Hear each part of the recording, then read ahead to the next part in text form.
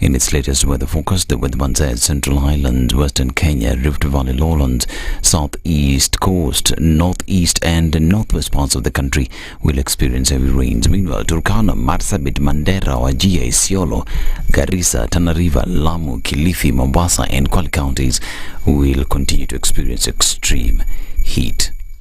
Now, the medical services in public hospitals continue to be paralyzed following the ongoing doctors' industrial action, which has seen clinical officers equally join in the strike. Now, limited operations are being offered in the facilities as only the nurses seem to be offering their services.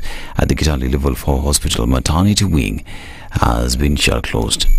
Nimetoka sehemu za Kolongolo, nimeleta mgonjwa wangu hapa district kuanzia asubuhi mpaka saa hizi. Hakuna matibabu, daktari wanatuangalia tu, tunahangaika na mgonjwa. Ni mgonjwa kabisa, hata kutembea hawezi, hana nguvu zozote na tunahitaji matibabu ya daktari. Ningependa serikali iharakishe haraka ili madaktari waendelee kuhudumia wananchi, wanazidi kuumia. Kila kitu haifanyiki kwa sasa. Nimeleta huyu mgonjwa hajatibiwa kwa daktari, waelewane tu vile wenyewe walitaka kazi iendelee. This is KMPD is warning against using the courts to undermine the ongoing industrial action. Dr. Davija Tella is the KMPDU Secretary General. We equally caution against the misuse of courts to coerce the union into suspending the strike. While we respect the judiciary highly, it is unacceptable for employers who are in contempt of court orders to weaponize the legal system against the doctors fighting for their decent and dignified work. Our strike is a constitutional right. It's just equal as right to life. He has warned the governors and the Ministry of Health against threatening striking doctors that they will be fired if they do not resume work. Let no governor feel that is more important than any others. And any governor, I must insist again, who tries to intimidate you, let them intimidate your bank account with salary arrears for 7 years. You have to post medical interns as per the CBA, and this has to be done. So there is no amount of threats and intimidation, as I say, that will make us go back to work unless these things are done. Meanwhile, the ongoing doctor strike has been supported by a section of the political class who are now asking the government to ensure that they implement the demands by the medical staff. Speaking in Mombasa County, Wiper leader Kalonzo Musyoka said Azimio leaders are ready to join the doctors' protest to pressure the government to implement their demands.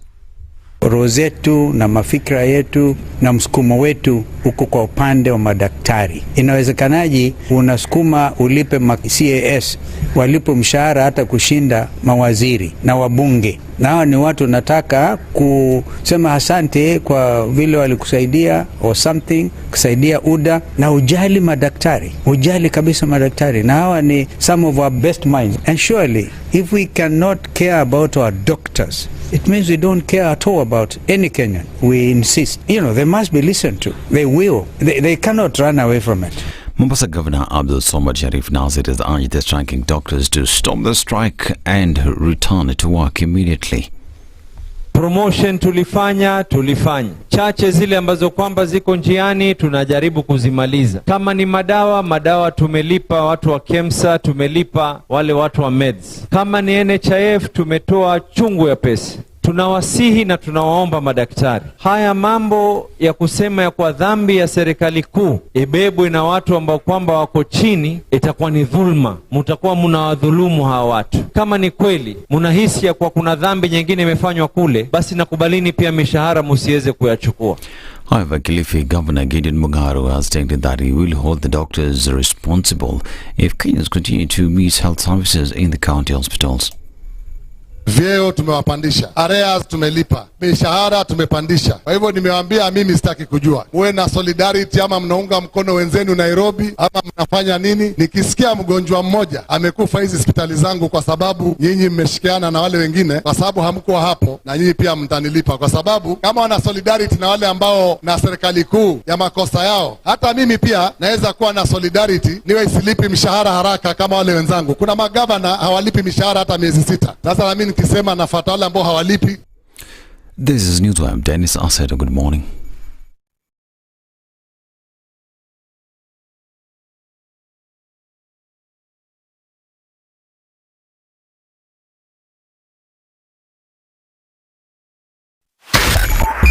.5 Spice FM. Kisumu.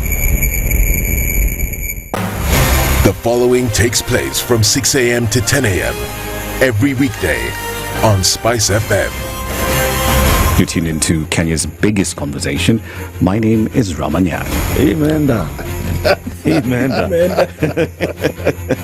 So 1 hour is over? Yeah. Oh yeah. Okay. It gets over. Can you imagine in 20 minutes? What the big boys have also done?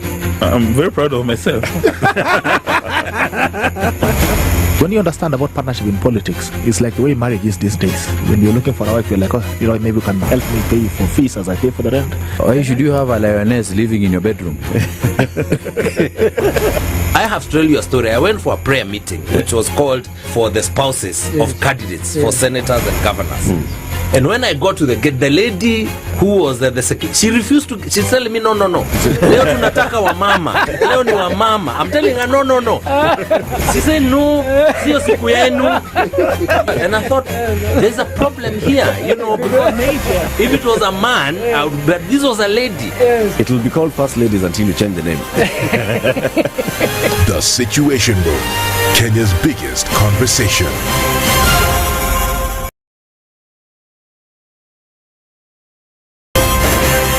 Thank you very much, Eric, and it's good to be at the Situation Room. Always a pleasure coming here. This is the most challenging interview panel in Kenya. You guys are very well informed, and as you can see, Charles today, very philosophical. To be poor in this country is the greatest sin you can commit, not just from a legal perspective, but from life generally. It is very, very skewed. We've just heard on the floor of Parliament, just most recently, a leader within the ODM saying that Sisi ni ng'ombe is a baba. Yeah. Which means that you are willing to be milked dry.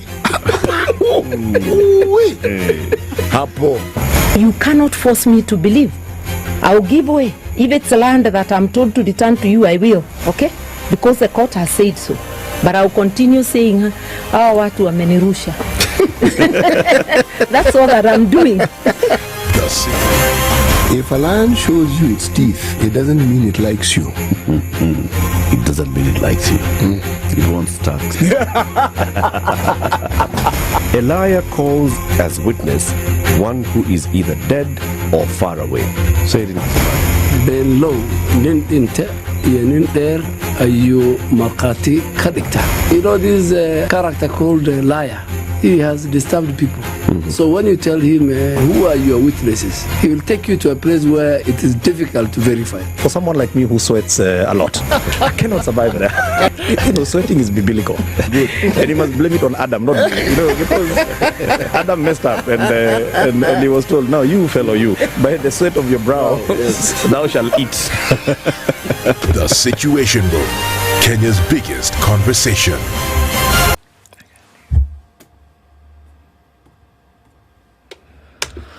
Good morning and welcome to Tuesday. All right, after holiday, what's happening in the city this morning? The heavens have opened, and so that means there's rain coming down here and there. Coming off the Thika Superhighway, not too crazy at the moment.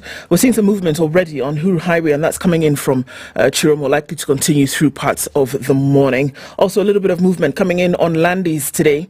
It looks like it's going to be pretty busy. Gong Road is not looking too bad, so I think we're fine getting into the city this morning. All right, we're going to take a look, see what it looks like as we get into Tuesday.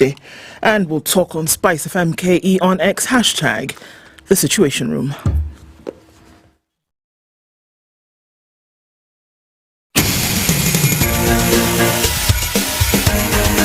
This is The Situation Room, the home of hard-hitting political commentary and penetrating insights about the state of the nation. This is a talk radio experience like no other. The Situation Room, a place for hard truths, debates, and elevated conversations. The Situation Room, witty, political, engaging, deep, controversial. In the room, we have C.T. Muga, researcher, academic, seasoned political observer, a fountain of wisdom in these politically uncertain times. Ndu Okoh, Nigerian by birth, Kenyan by choice, communications expert, Pan-Africanist, a truth seeker and believer in people power, and Eric Latiff, agent provocateur, the man in the chair, seasoned journalist, news hound, a man who believes in punching up, not down.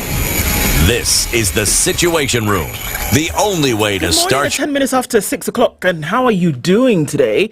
It's the 2nd of April and into a new month after a long weekend, and come back and saying good morning and how are you doing? Good to be here and good to have you all here as well.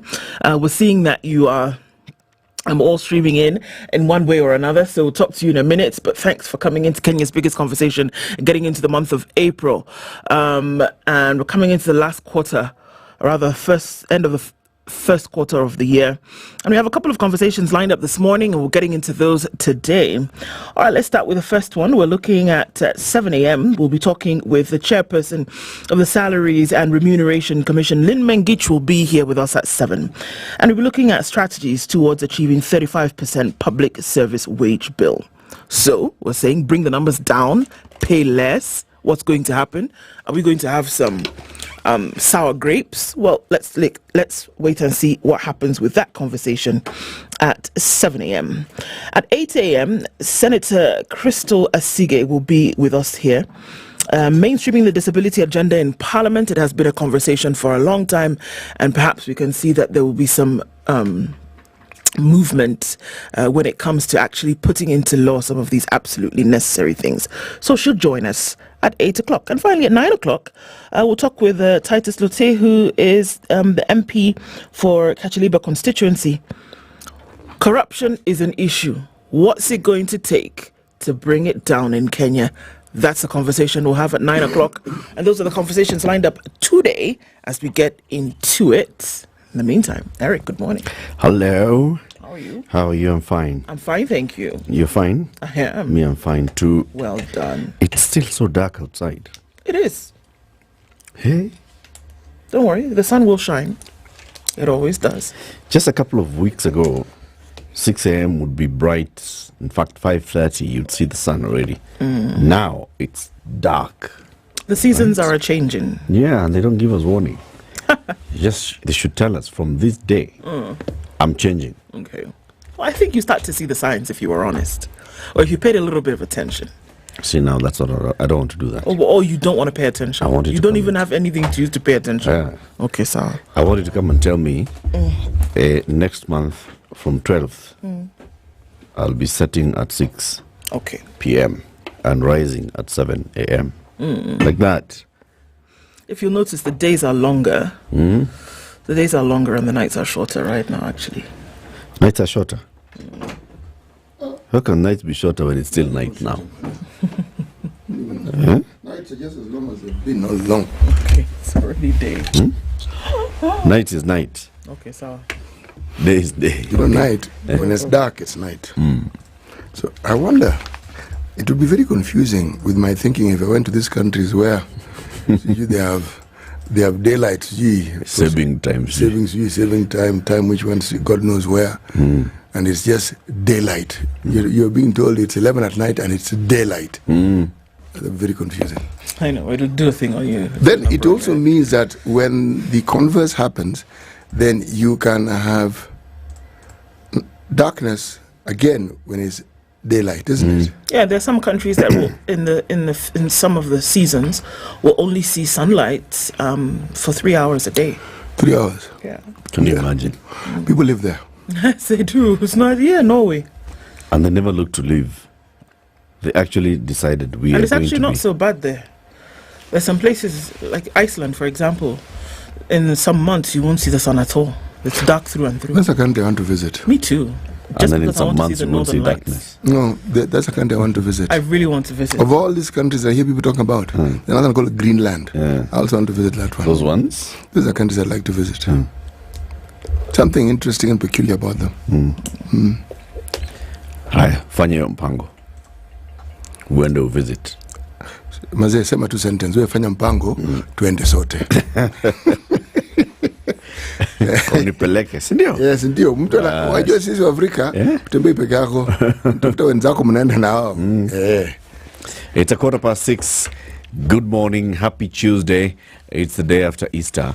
How are you feeling? We're back. It's the second day of April 2024. If you're online, let us know where you're tuned in from. You can also tell us how your Easter was. If you're in the country and you watch the Safari Rally, let us know. If you're outside the country and you watch the Safari Rally, also let us know. Tell us what you are doing with Easter. After we hear the weather forecast, we'll be shouting out to those who are online. This is the Situation Room. The only way to start your day. A drizzle in Nairobi this morning at 17 degrees. We'll see highs of 25 and lows of 16. 16 will also be the low in a mostly cloudy Nakuru, going to highs of 27. I beg your pardon, 25. And 26 will be the high in a cloudy Nyeri at 17. It's 14 and cloudy in Eldoret, highs of 23. And we're looking into a mostly clear Mombasa at 26, going to highs of 31. Malindi this morning is cloudy at 27, highs of 31 and lows of 26. Clear conditions in Kisumu at 21 with highs of 28 and lows of 20. In Kakamega, it's 18 and cloudy, highs of 28, and out into Kampala, light rain this morning at 21 with highs of 26. Dar es Salaam is mostly clear at 25 with highs of 32, and we're looking into a partly cloudy Johannesburg at 12, going to highs of 25. The sun will be up at 26 in Mogadishu, highs of 32, and we'll see highs of 23. In a rainy Addis Ababa at 16. Lagos is clear at 28, going to highs of 34, while at 25 it's mostly cloudy in Kinshasa with highs of 34 through Tuesday.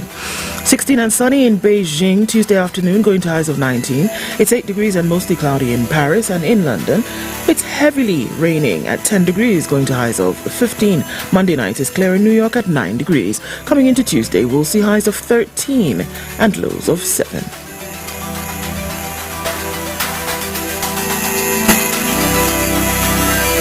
Mature, intelligent talk every morning.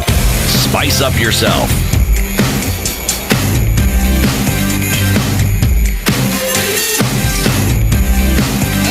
Mornings done right. 94.4 Spice FM, Nairobi. Good morning to you. Stanley says good morning from Juja Farm at Mount Kilimanjaro View, and he says sad to see an OCS hit by an arrow in Juja in the 20th century. Yeah, that story was a bit bizarre. What happened? Not quite sure. I just saw probably the tail end of the story really quickly, but it was bizarre that he was shot at with a bow and arrow. An OCS in Juja, yes. Yeah, I'll get the details of the story in a minute. Okay. Timothy Ngarira is tuned in as well and says good morning. Good to see you guys here. And everybody else is tuned in this morning, just saying hello to you. Chris Adede says good morning, Team Spice, tuned in from Mombasa. Tumefika says R. Vash Musanga is tuned in from Nairobi, says happy new month. And to you too. Good morning, Princess Ndu and the two gents. Good morning. Good morning. Ednah, ulifanyia nini Spice on the app? Okay, it wasn't Ednah, but you know, okay. I hope mlikuwa na happy Easter. Yes, we did. Samuel Bakora says, good morning, CT and to Eric. It's always a pleasure listening to you guys. Thanks for being here. Very good to have you. Octavius Cargo says, happy April. Locked in from Orlando. Good morning, trio tuned in from Kikuyu. Robert Mbogo is also here. We've seen you. Faith says tuned in, watching from Bristol in the UK. Lerosasi Yesa is being looked into. Zeke says good morning. Good morning, team. Missed you from Ibencho in Kisi. Yamo says good morning. Forget what is written on the vehicle's body and enter the vehicle. Okay. Oganyi Malala says good morning, Eric Nduciti, Edna and Diego. Welcome back from the Easter holiday. Gitahi Gishohi, Latiff, it's more than a month since you went offline. What's up, Jamani? Latiff, you specifically. Bwana. Kwenye radio yetu? Behave yourself. Wow, we're working on that. Leban Misiani says good morning, tuned in from Doha. Golicha Fayo says good morning, tuned in from Isiolo. Football says, where is CT? Which CT? This one. Muga. CT's here. Salimia watu. Good morning. There he is. Dominic Abuka says good morning. Alex Mnai is tuned in and says hello, Spices. Sami Lidanya says good morning, wonderful people. Have a blessed day from Mazeras. So George Gashoiri says happy Tuesday and happy daylight saving time in the UK. You see? They're saving the daylight. And they're going into the summer months. They're saving the daylight. Yes. That's why we don't have daylight now. They've taken it from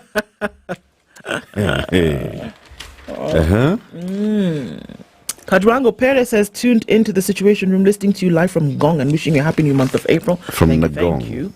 And Gong. I concur with CT. Mchana throughout. Sindel. All right. It's been a great 4 days off. Ready to spice up my Tuesday Spice FM. Good work, guys. Asante sana. Duncan Obunge says good morning. Listening in from the plains of Kano. Massive. You know, I was born in Kano, in Nigeria. Are you serious? Yeah. Oh my goodness. Kano State in the north. Uh-huh. Yes, I was. It's odd. I come from a place called Kano. Kano. Yeah. But that is in Kisumu County. Yeah, this Kano is the northern part of Kenya. In Hausa land. That's perfectly all right. Same continent. Sindel. Okay, guys. Jacinta says good morning, tuning from San Francisco. Rogers of the Ambo is also tuned in this morning. Jeremiah Wanjala says good morning. Bwana City Arsenal walifanya ile kitu Where, my friend? Kennedy Wanjala is tuned in from Kilifi. Says good morning. King Dave Lubale says, good morning, big boys and girl. I miss you all plus Ednah. Being addicted to Spice FM is a marvelous diet. Indeed. Alice says, good morning. Happy Tuesday. K.E. Mukindia says, the unborgable. Thank you. Situation Room team listening from the outskirts of Nebraska. Frederick Opio is tuning from Nairobi. James Minor says good morning from Hargeisa. Ann Gore says tuned in from the beautiful hills of Saboti. Good morning to you. I just imagine Ann Gore. Did I tell you before? I imagine her to be a very beautiful woman. I don't know why. Picture. Tuma picture tuone. Collins Obura says good morning. Nikita says love from Kisumu. Ibrahim Rashid says good morning. Brian Omego is also tuned in from Gumo. Noel Mbaru, Ronnie Obiri, Joseph Mokua is also here, as well as Samuel Wanje and Livingston Sunday. Everybody, good morning. Karibu sana. Karibu kila mutu. City. Yes, please. Where are this week's proverbs going to come from? This week's proverbs are coming from the Republic of Senegal. Senegal. Hey. You have a new president.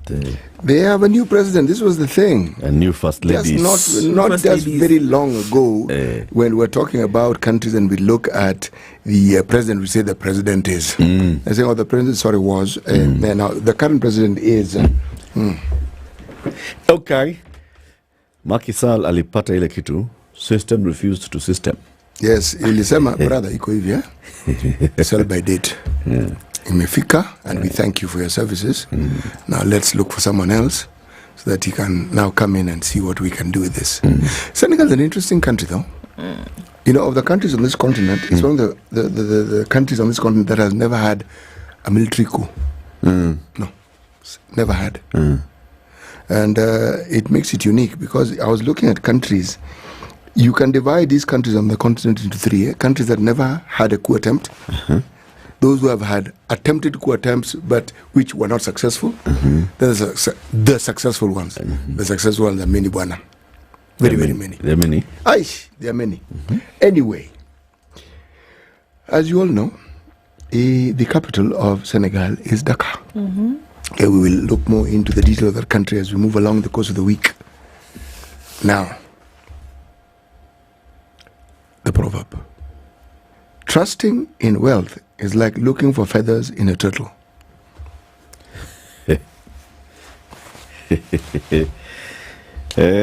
Trusting in wealth is like looking for feathers in a turtle. Yeah. Where? It's good to look. Where? Finding is a completely different matter.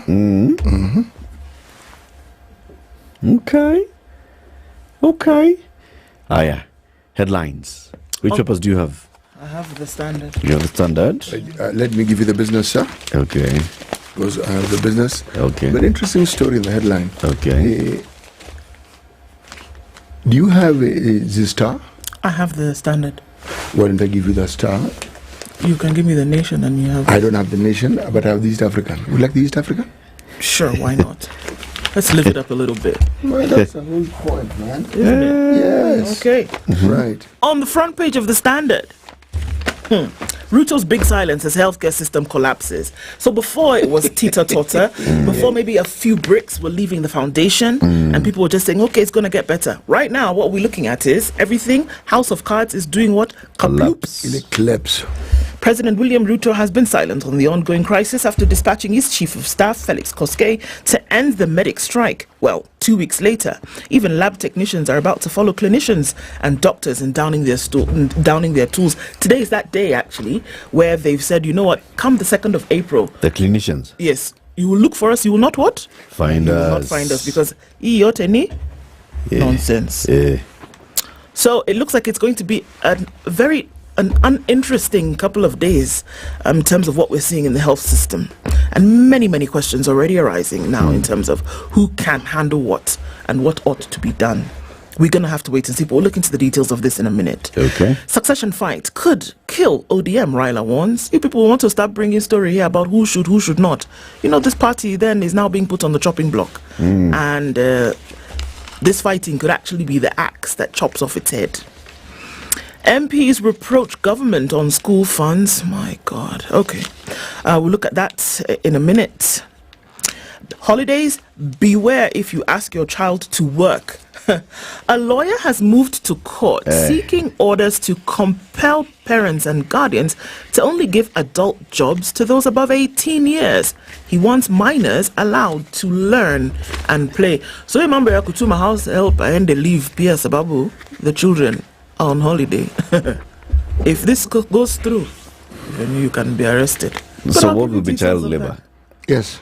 Child labor is the child working, so under 18. And then working. What is working? Are they going to define? I'll look into it. I'll tell you just now. Unless you want me to start telling you now. No, you'll tell us later. The East African. Why broke Air Tanzania buys more aircraft? Really? Carriers managers say it's part of the plan to service new routes, but the Auditor General warns that its 6-year loss streak is untenable. You might want to look at that when you think about buying more aircraft. Uganda set to import oil via Kenya from May, so it looks like that little squabble is over. Red alert over Sudan war crimes. Rights lobbies have flagged killings, displacements, starvation of civilians. Looking at the tickers, Kenya, Tanzania solve trade wars. Everybody's doing brother. Kenya, Uganda, Kenya, Tanzania. Everybody's saying let's kiss and make up. Okay. Uganda sugarcane farmers are bitter. Why? Something so sweet is making you bitter? What? Duty waiver denies them regional market, especially Kenya. The future of power supply in Africa. Continent bets big on its renewable sources. And why top lenders' dividends are flat. It's looking around the region and saying, you know, what do we have and what can we do? Okay. Okay. I've got a screenshot of the Daily Nation. I'm going to read that the headlines there for you. The big one is the big divide of a NADCO report. Majority Leader Kimani Ichung'wah promises the document will be implemented in full. It's a war of words, even as President William Ruto and his Kenya Kwanza Alliance named their team of 3 to the bipartisan panel that will evaluate the 2022 electoral process. Some in the Azimio camp are accusing the government side of a plot to sabotage the full implementation of the Bombers report through a court process. But is this really the case? So now there's another bipartisan team that has been sent to after the bipartisan report. Not to waste your time. Kenya Kwanza has picked 3 people: Cecilia Ngetich, Dr. Linda Musumba, and Ndegwa Wahome. I'm sorry. Azimio has picked Amos Wako, Judith Poreno, and Julius Njiraini. I'm sorry. These ones are going to look at the 2022 election. Open the server. I need to understand something. Okay. So they sat for 7 months. They talked, did whatever. Yes. They came up with a report. Yes. Some of the members refused the report. Yes. They said, well, we're presenting the report to Parliament. Yes. Parliament even took some time to start talking about it. Yes. Then somebody went to court and said, unconstitutional, blah, blah, blah, we don't like. So report now, Chini. They've now formed a team from the team. Yeah, no. One of the recommendations of the report was to open the server. And so they agreed that they are going to form a technical team to open. Okay, so this is now it's part of implementing this report, which they've said is form not a bipartisan team, brings in members from KK, brings in members from ASMIO, come open server, look for that guy. What was his name? The server guy. There's the Venezuelan chap. Oh, Amago. Yes, Jose Camago. They are looking now. Kina Amos Wako are now going to look for. Kamago alikuwa anapitia. Crying out loud. Alikuwa hapa. And these are the people who are best placed to find Kamago. These ones are the ones. Akina Amos Wako. Amos Wako, yes. Okay. And Judith Pareno. Sure. And yeah, so those ones are now the ones who are going to. The people who are guaranteed when they look for Kamago, they'll find They Kamago. will find Yes, Kamago. If not them, it can be nobody. Yeah. In fact, anybody else is not capable of finding Kamago. Yeah.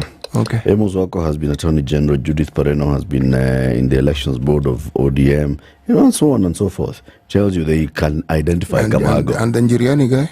I do not know. Maybe he's an expert at finding Maybe people like Kamago. he's an expert in Kamagoing. My God, see, we like to joke. Higher. The other headline there is just like in the one in the Standard. Raila reads riot act amid ODM succession battle. Then I will visit Joey in prison and forgive him, Monica Kimani's father says. Tika headline, Cruz takes stock of as dust settles on iconic safari rally, how 400,000 shillings power bill wrecked retirees' business. Paul Mwangi is 65 years old. He set up a 10 million shillings edible oil business at his home in 2019. In 2021, he received an alleged erroneous power bill, and then everything started going downhill. 400,000 shillings. Steamer. Bill, yes, steamer. Business Daily. Why Kenya is shifting to Japanese and Chinese bonds.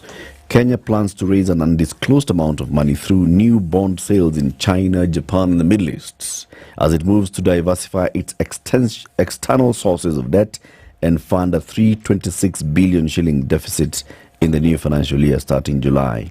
In New Wongo, 326 billion shillings will not be the deficit. It's going to be something close to $1 trillion. Treasury CS Jogon Ndongo told the Business Daily that the country is ready to look east after a successful Eurobond sale and tap into the Chinese market with a panda bond, the Japanese market with a samurai bond, and the Middle East market with a sukuk bond. I like that. Hata yetu written in Simba bond. Sindio? Or Ndovu bond. Or Fisi. Wow. That, I think, is a better bond. The Fisi bond. Fisi bond. Yes. Private firms to import electricity for resale locally. Yeah. Kenya will allow private companies that enter the electricity distribution market to import power from neighboring countries, putting pressure on power producers to cut wholesale tariffs.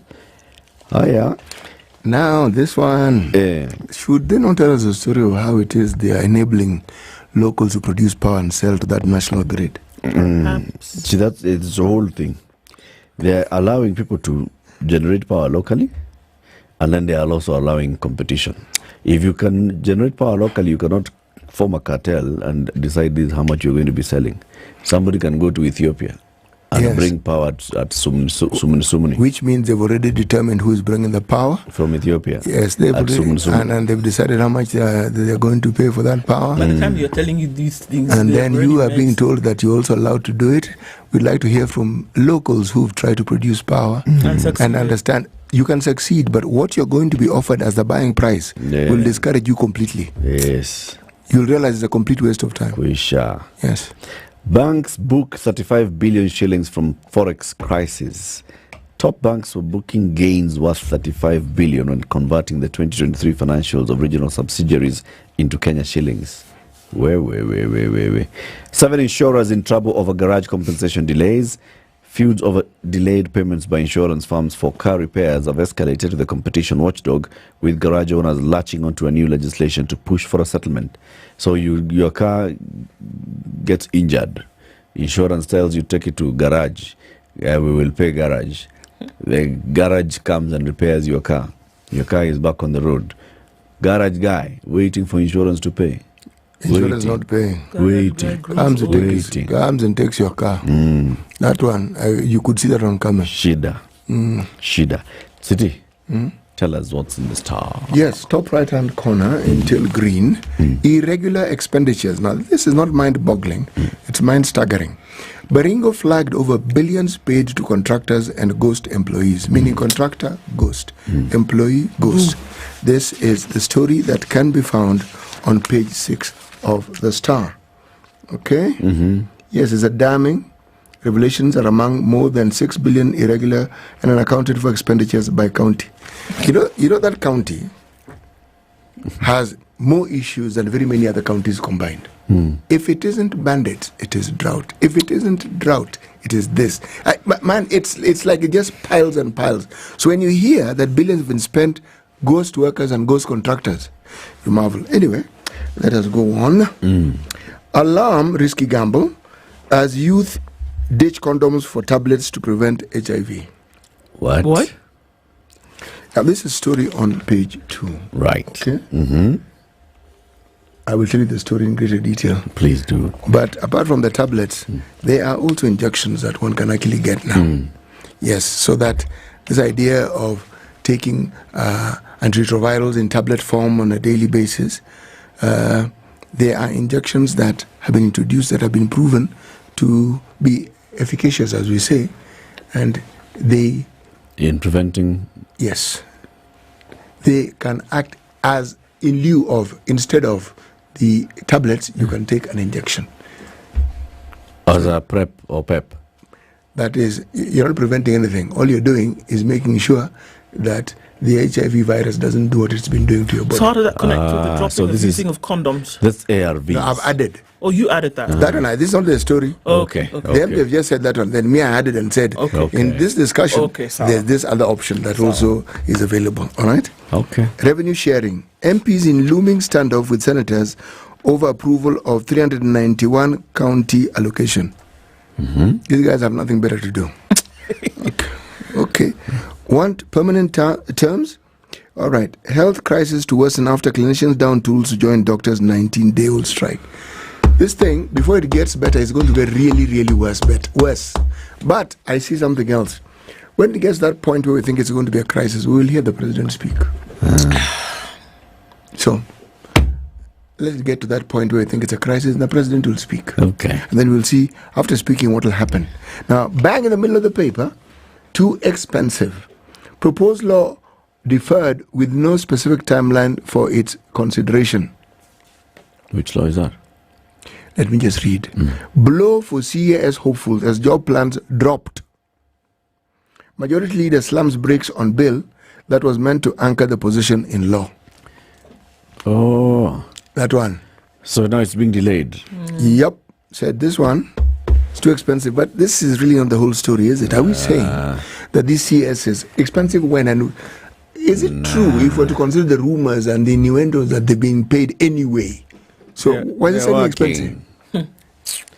They're working anyway. So what are we talking about? Smoke screen, man. Take your attention off of it. Sorry. It's just Parliament playing games with us. Playing games with our heads. Yes. Think that it's not going on. The majority leader, that is the Kenya Kwanza leader, now telling us that they are looking into the interests of the citizenry. Of course they are. Yes, and yes. Okay, sawa. We shall look more into that. Okay. Tell us about traffic. 22 minutes to 7. Kabisa. This is the Situation Room, the only way to start your day. All right, where are we? Heading towards the top of the hour. Looking at traffic coming in from the Thika Superhighway. Actually not doing that too much right now. I think we're going to be okay for the most part of it. A little bit of a hold-up as you're coming in from Garden City. And then, of course, at Survey as you get towards Murang'a Road, that is already clogging up at the tunnel. Muthaiga Square, a little bit of a hold up there, but we're already looking at Globe Cinema, the overpass, and that is already bumper to bumper. As you're coming in on the Southern Bypass, going towards Langata Road, nothing happening there, so you can get through without an issue. On the Eastern Bypass also looks good. Outer Ring has some traffic as you're heading out towards the Thika Superhighway on the other side. If you're going to branch off towards Joko Road, you'll find some traffic at the junction of Manyanja. Apart from that, nothing else cooking, just now at least. Let's keep an eye and see what happens as we get closer to the top of the hour and then into traffic hour proper. We'll talk on SpiceFM KE on X hashtag, the Situation Room.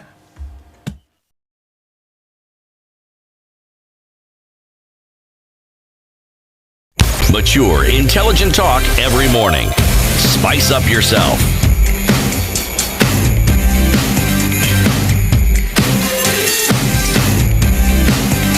Mornings done right. 94.4 Spice FM, Nairobi. Big silence as healthcare systems collapses. But I'll tell you a different story for now.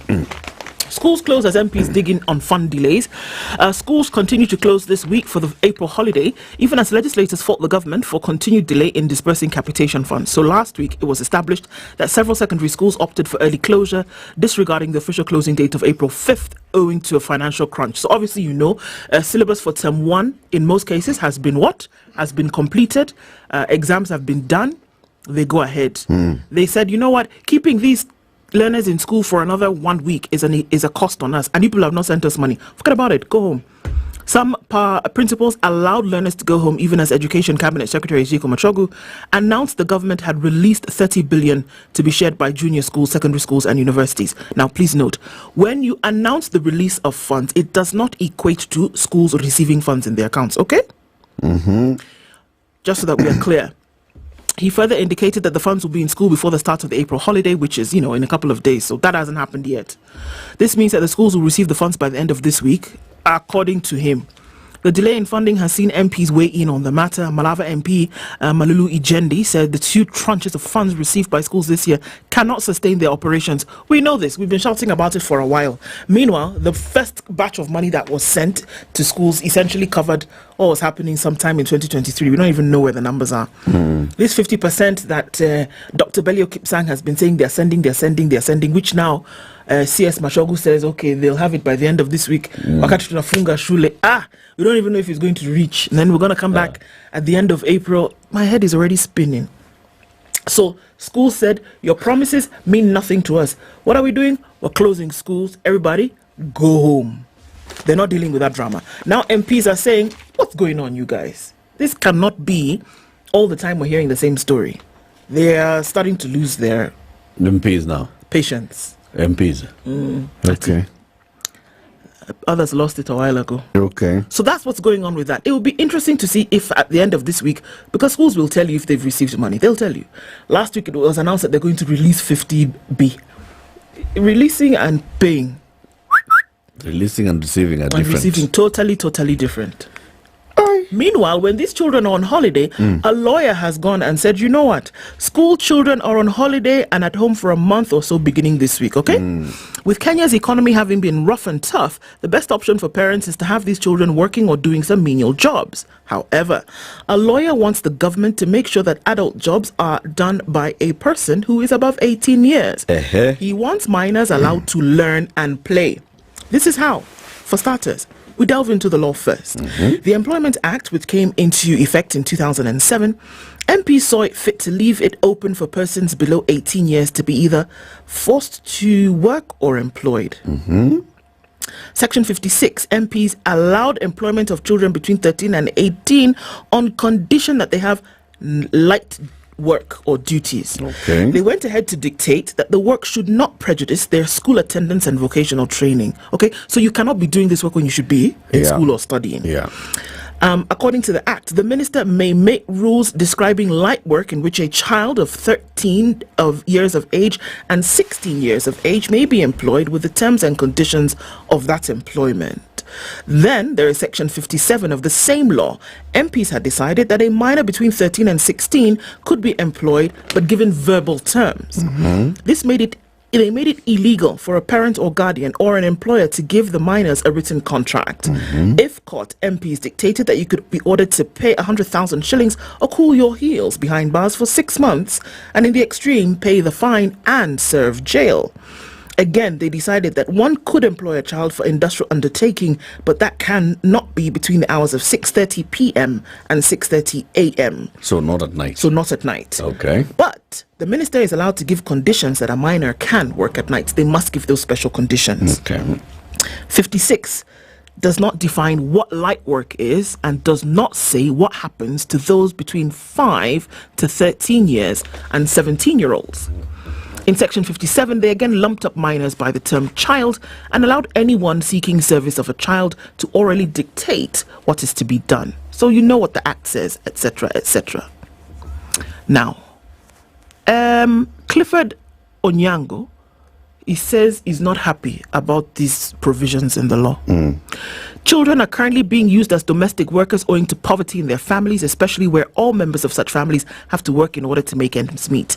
More often, such minor laborers are not given contracts of employment in homes, businesses, mineral extracting enterprises. He has now sued the Attorney General, the Speaker of the National Assembly, the Kenya Law Reform Commission, the Federation of Kenya Employers, the Kenya National Council for Children's Services, and the Ministry of Labour and Social Protection Cabinet Secretary, all of them. Central to his case is that, first of all, the law paves the way for exploitation of minors by both parents and employers. He argues that there is no clarity on what light duties are, and the law leaves it open for 17-year-old teenagers and those between 5 and 13 to be subjected to child labour without recourse. He says Kenya has many unemployed youth who could otherwise get something to do and earn a living. But these responsibilities are being placed on children, and it has got to what? It has got to stop. He said the law gives parents and employers a blank check to change the terms of employment and sometimes even give poor pay as compared to the work done. He said the law is contradicting itself and that it dictates that one cannot block a minor from going to school by giving them work. So, he says, we're suing all of you and change the law. He's challenging that law. Yes, he is. So essentially, we're talking about school here, aren't we? The heart of this discussion is a child should be in school. Yes. Yes.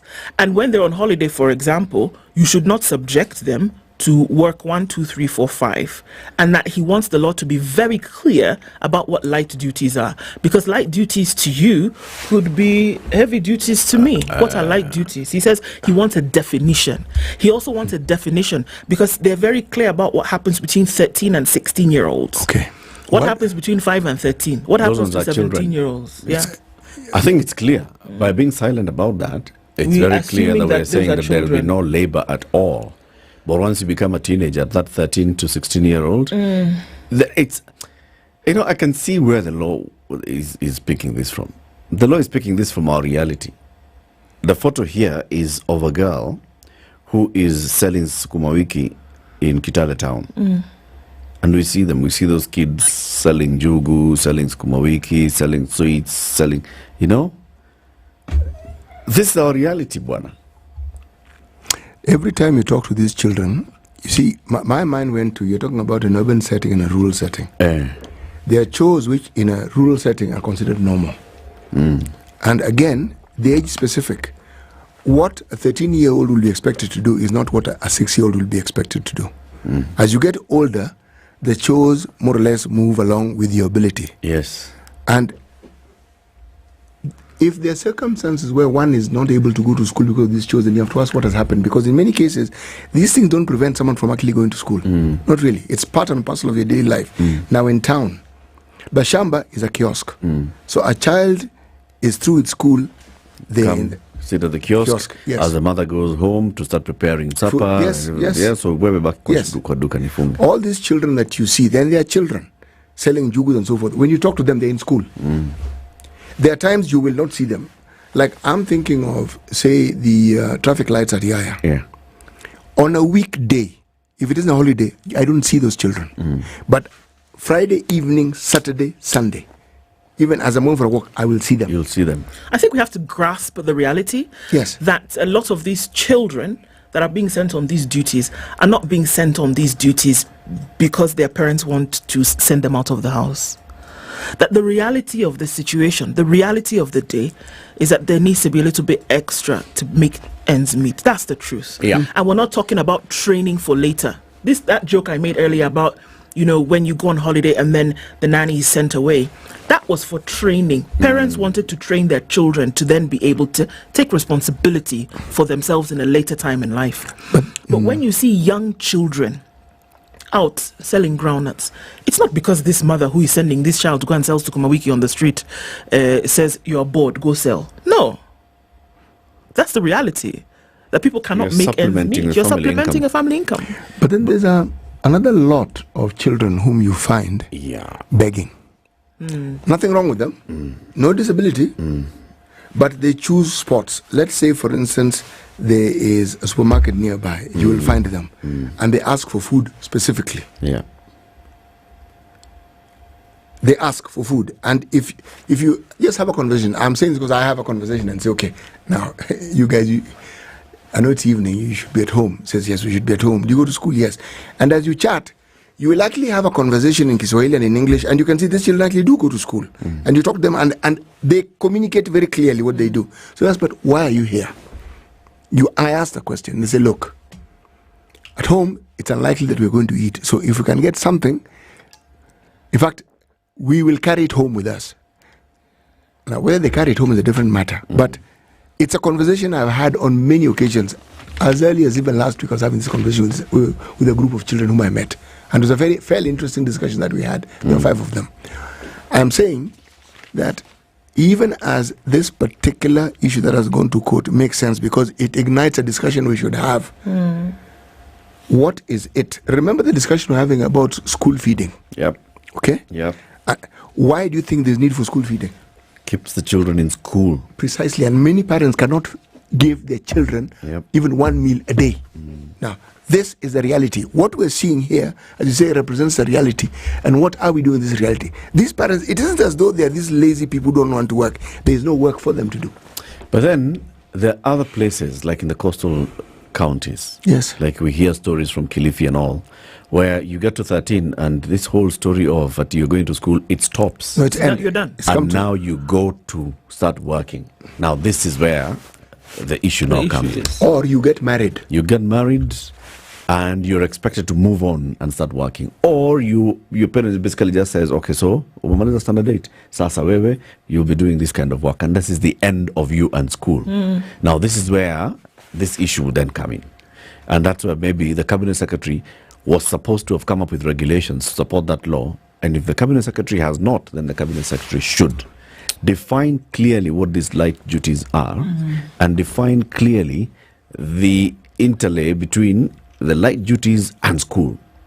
You shall not subject this child to light duties between these hours and these hours. Whatever light duties are, whether it's kuchota maji, it does not matter. These hours, they should be in school. It's school time, school time. Eric, can I take this discussion further?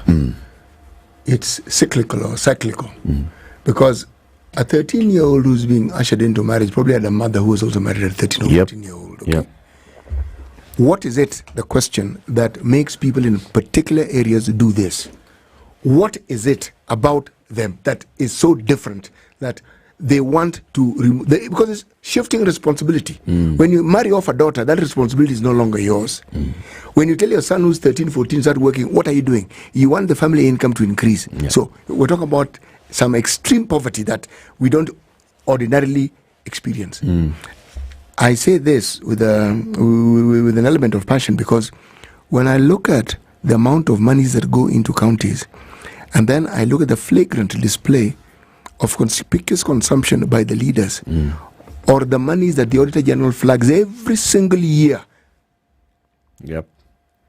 These problems that we say year in, year out, they could have been mitigated against, but they're not. They're not. Over the weekend, I saw Musalia Mudavadi, the Prime Cabinet Secretary, was somewhere. Was it Bomet or something like that?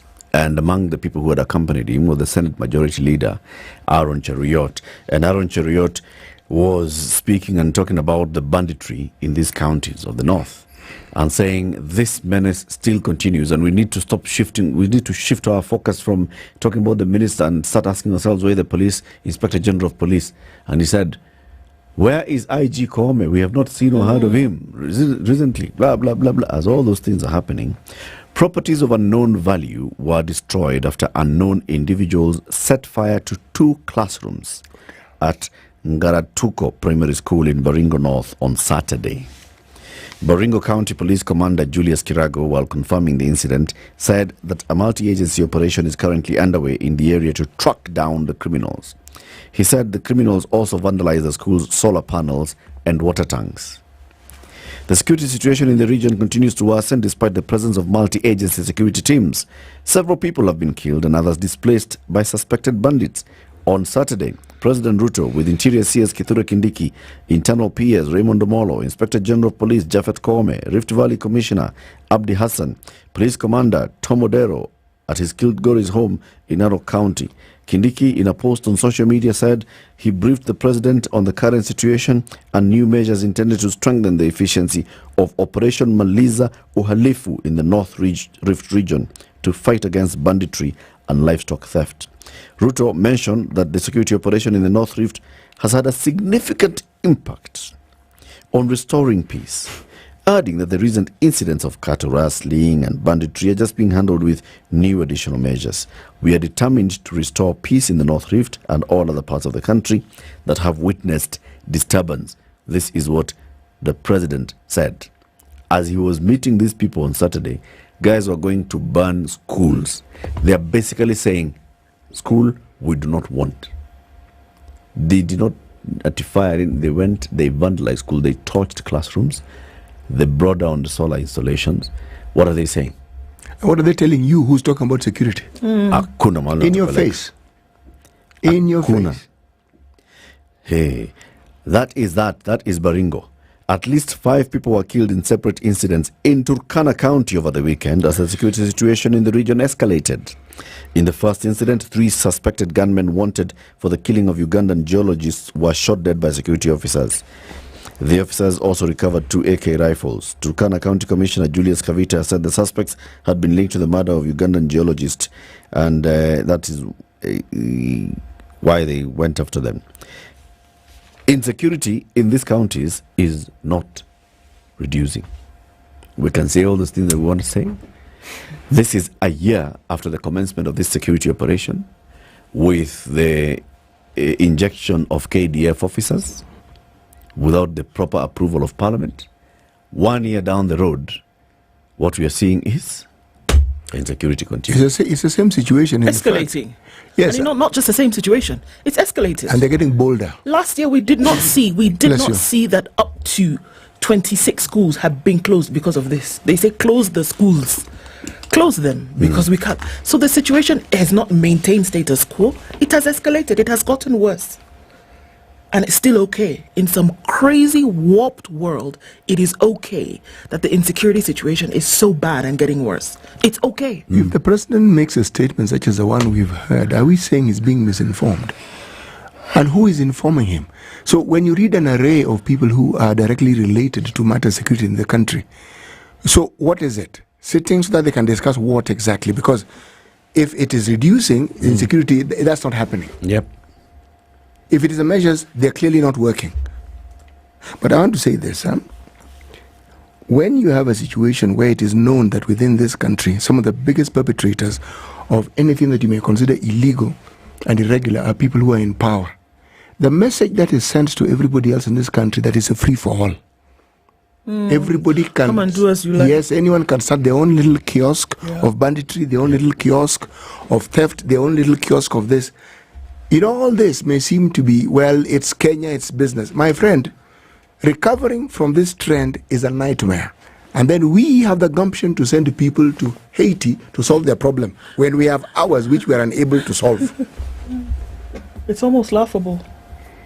It's crazy. This specially trained force, they said they were specially trained. Yeah. Okay, why don't we specially train some of these people to deal with this menace that we have To here? just go there, in fact, and say that we have specially trained people. We even unveiled big vehicles the other day. Kithure Kindiki was unveiled big armored vehicles, blah, blah, blah, blah. I saw them. Right? Saw them. The situation in the 6 counties in the north has been worsening. Yes.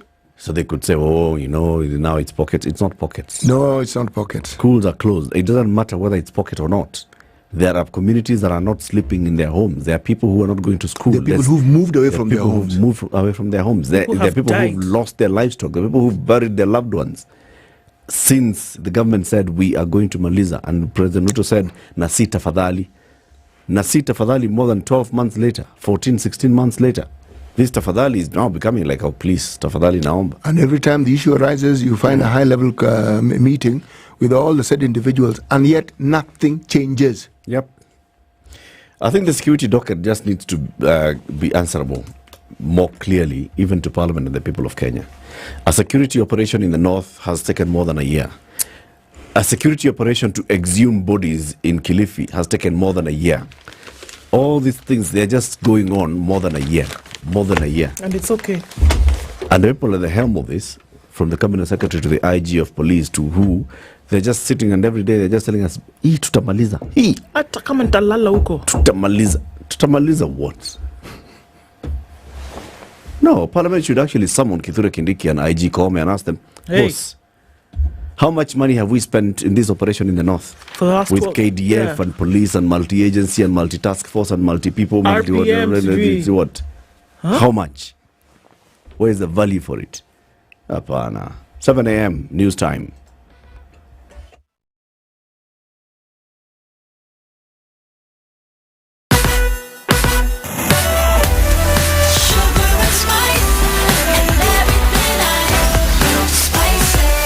Spice up your life.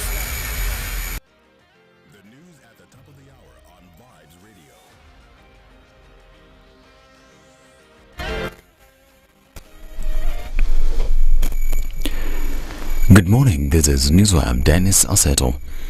Security leaders in Elgeyo-Marakwet County met to discuss the security situation in the area, led by the County Commissioner John Korir Chesongoch. They discussed different initiatives that will guarantee security and deal with cattle rustling. The meeting comes just 2 days after President William Ruto met with senior security officers, including Interior CS Kithure Kindiki, PS Raymond Omolo, IG Japhet Koome, and his 2 deputies Douglas Kanja and Nud Kabo in Kajiado County. Na hata walimu wakahofia maisha yao wakaondoka. Tunaomba tu serikali watusaidie sisi aturogote wale walifu wanatusumbua hapa. Wakakuja wakatisha walimu hapo shule. Walimu wakafunga shule bila watoto kufanya mtihani. Na hospitali wakakuja wakatisha walimu ni daktari kasanya plan-P. Kusanya plan-P wakafunga usiku. Serikali ya Ruto ikuja itusaidie sisi, watupe askari ambao watakuja kutulinda, watupe askari ambao watakuja kutuchunga, hata kama ni KPR wapewe tu mabunduki 10 at least wakuja watuchungie kijiji. The residents in North Rift, as they continue to call on the government to assure them security. Meanwhile, President William Ruto has assured the residents that stability will be restored in all areas suffering from insecurity regarding the operation to end crime in North Rift. Ruto said the war against cattle rustling has been largely successful. The operation was launched in February last year following a series of attacks by livestock thieves. Now, to matters politics, and Azimio leaders continue to accuse the government of being behind the implementation of the Nakuru report. Speaking in Mombasa, the leaders said the government intends to appoint new IEBC commissioners without Azimio's input in the process. Azimio wants that they will not let the exercise take place without being involved fully. Eugene Amalwa is the DAPK leader. We want to tell the Kenya Kwanza government that if they will go on by whichever means to unilaterally form the next IEBC, that IEBC will not be a Kenyan IEBC. It will be a Kenya Kwanza IEBC, and we shall not recognize it. So we must, as we go back, assure Kenyans that we continue fighting for them to ensure that the process goes on, the selection of the next IBC and a team that will be put in place to manage the 2027 general elections must be above board like Caesar's wife. They must have the confidence of all Kenyans. And the games that were played in the last general election that were supposed to target Mombasa and strongholds of Azimio like Kakamega to bring down the turnout, these are games that we will not allow in 2027. Eugene's statement comes just a day after Azimio claimed that the government wants to appoint IEBC commissioners to disrupt the 2027 elections. Nairobi Governor Johnson Sakaja's order for county officials to arrest those who are filming them while they are carrying out their activities has elicited mixed reactions online. Yesterday, Governor Sakaja seemed annoyed by the situation where county officials have been recorded on phone, allegedly mistreating entrepreneurs. The latest case is a video recorded by comedian Eric Omondi. However, according to Sakaja, the person recording will also be held accountable for obstructing the implementation of the law. Unashika mtu anatupa vitu yake, sijui ma social media coming to record ati huwa ameshikwa. Kwani mtu akifanya kitu mbaya anafaa ndio wimbo? Order must be maintained. We want a city of order. Na hiyo watu record shika huko pia. Yes. That is obstruction of enforcement of justice. Don't think that do your work, do the right thing. Mbona wanatukuza nyinyi? Jana wakirekodi polisi. Russia's FSB security services said that 4 people arrested in a foiled terror plot had provided money and arms for the deadly attack on a Moscow concert hall last month. More than 140 people were killed when gunmen stormed the Crocus City Hall venue on March 22nd before setting the building on fire in the most fatal attack in Russia's for 2 decades now. The FSB in a statement said that it had arrested a group of 4 a day earlier in the southern Dagestan region who are directly involved in the financing and supply of terrorist means to the perpetrators of the terrorist act carried out on the 22nd in the Crocus City Hall in Moscow Sunday. Russia's National Anti-Terrorism Committee said it had apprehended 3 people who were planning to commit a series of terrorist crimes. This is News Time. Dennis Aceto. Good morning.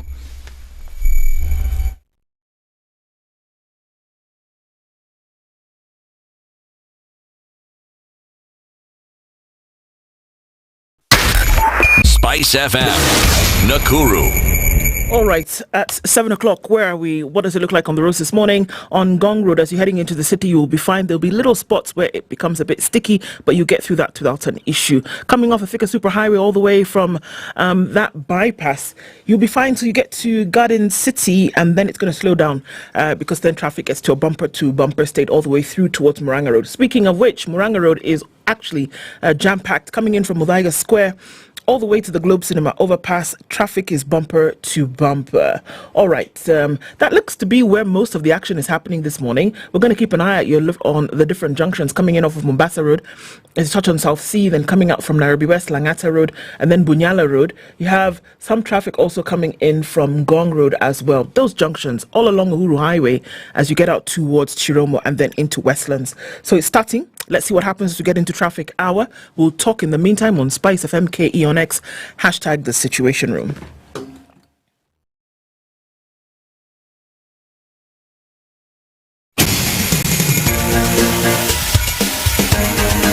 This is the Situation Room, the home of hard-hitting political commentary and penetrating insights about the state of the nation. This is a talk radio experience like no other. The Situation Room, a place for hard truths, debates, and elevated conversations. The Situation Room, witty, political, engaging, deep, controversial. In the room, we have C.T. Muga, researcher, academic, seasoned political observer, a fountain of wisdom in these politically uncertain times. Ndu Okoh, Nigerian by birth, Kenyan by choice, communications expert, Pan-Africanist, a truth seeker and believer in people power, and Eric Latiff, agent provocateur, the man in the chair, seasoned journalist, news hound, a man who believes in punching up, not down.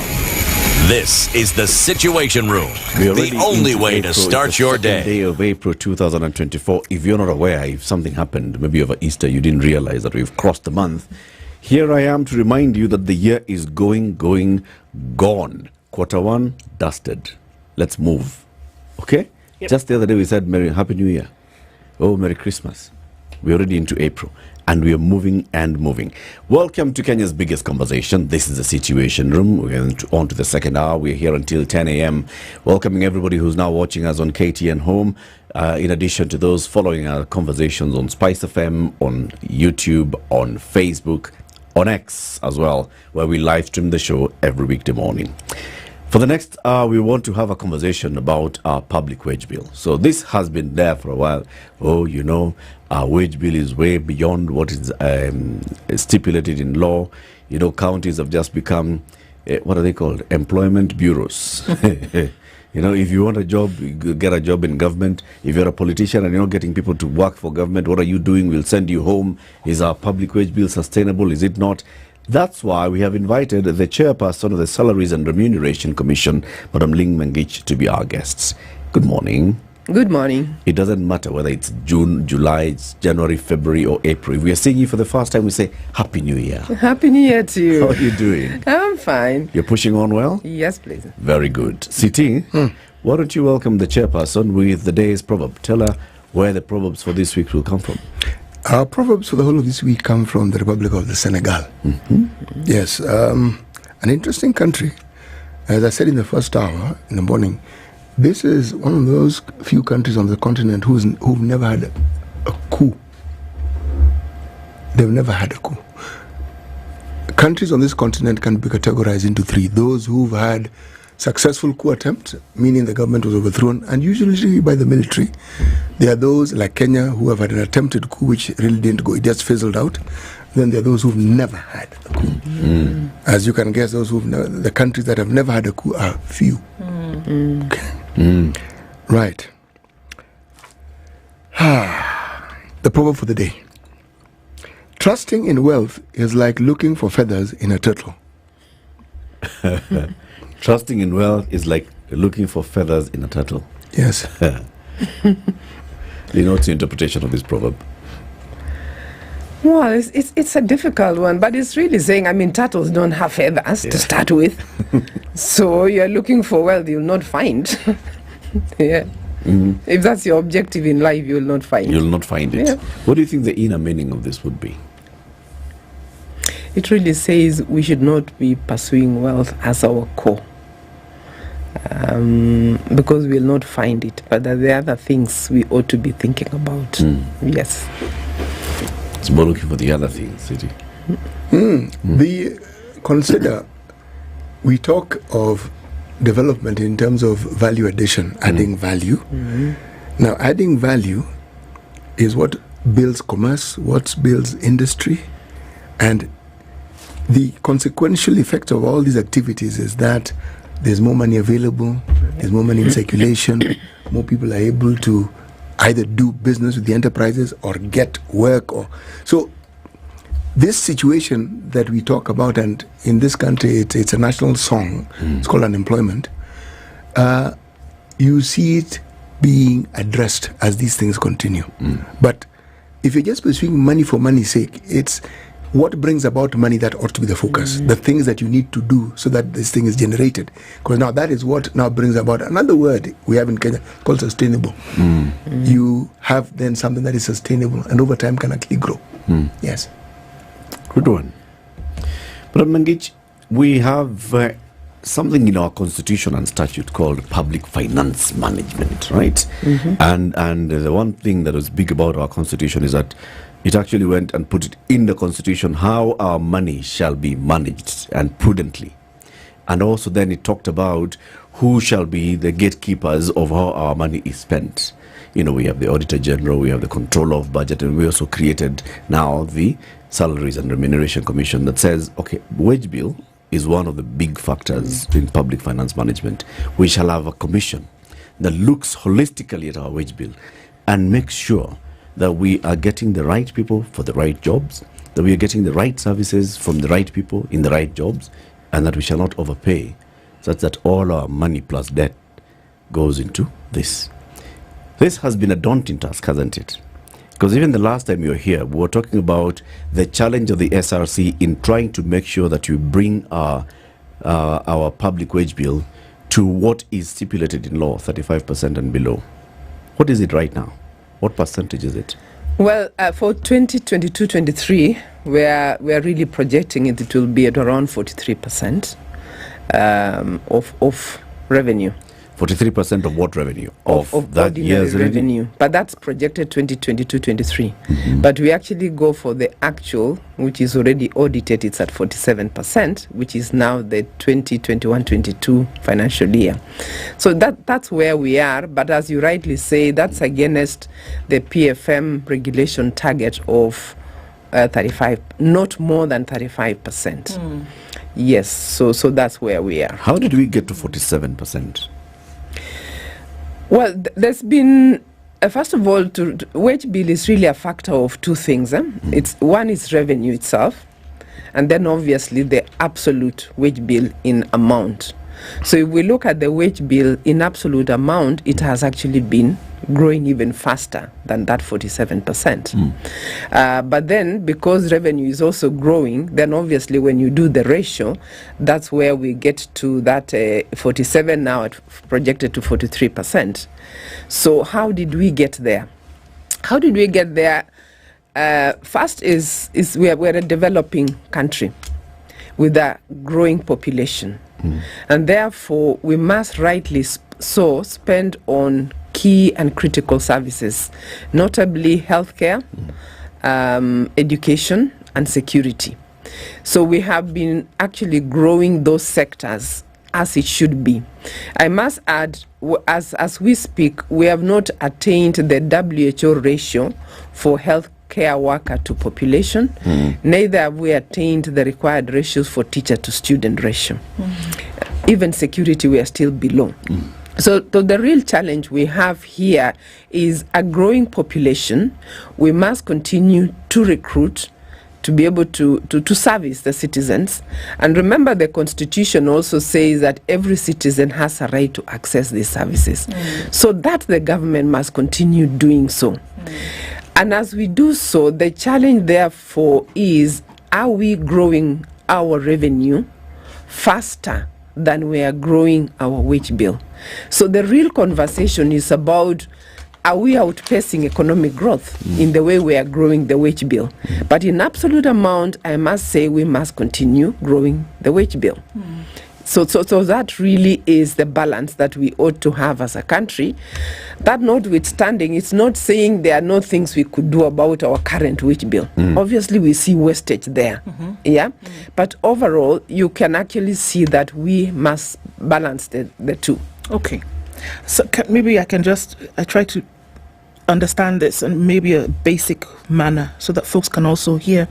We are saying that for every 100 shillings, for example, that comes into the country, 35 of those shillings should go towards paying those who work for government, who are state officers, etc., etc. But we've surpassed that amount. And we also, are we saying the reasons why we've surpassed that amount is because as an economy grows, there are certain things then that you must cater to. You must make sure that you're hiring enough health workers, etc. Were these not taken into consideration when the PFM Act was being established? Knowing that Kenya is a developing nation, understanding that these things need to be done, why would they leave that number at 35%, knowing full well that there would need to be an increase in how much you spend because you need to cater to the needs of a growing or developing nation? Well, you see, it's an aspirational target because when you look at a number, then you also have to base it on what are other countries doing, right? What are the ratios? For example, when we look at Kenya and compare with developing countries, as a ratio of GDP, we should not be more than 7%, right? But we are more than that. So this 35% was really informed by what are the global trends. Now that assumes that as you rightly so increase access to services, you are also increasing your economic growth. So really there are assumptions there that you may not always achieve. And that's why I go back to our real challenge is, are we productive as a nation? Because if we are productive, then we would not be having the challenge that we have today. Absolutely. Yeah. And for when we say productive, what we're talking about, I'm assuming, is that there is manufacturing, that your exports at the very least balance with or surpass your imports, and that you're producing and selling for profit as a nation. Is that what you mean by productive? Yes, those are some of the indicators. But the way productivity is calculated is you take your GDP and divide by the number of your workers. So it measures your labor productivity. It measures your output per worker. But you're right in saying what informs that. What are the fundamentals when we talk about productivity? Let me use the public service as a clear example. How can we be more productive in the public service, right? So we're talking about value for money, being able to do more with less. For commercial state corporations, for example, we are saying, are these state corporations actually remitting the dividends to the treasury as required? Are they actually producing that? For the non-commercial, they ought to reduce their reliance on exchequer. because all these state corporations were actually formed, some of them commercial, some are not commercial. Yep. But their reliance to exchequer ought to reduce. And for the others, they ought to have more revenue out of what they are doing. That's productivity. Look at the county governments. What would productivity look like? It will mean that they increase their own source revenue, so that there is less reliance on the shareable revenue from the national government. But what we see today is there are very few counties that are actually generating more on-source revenue. Very few indeed are hitting their targets, their own targets on on-source revenue. That tells you productivity there's a problem there. As another example in the public service where productivity comes in is, if you're productive, we would not need the numbers that we need today.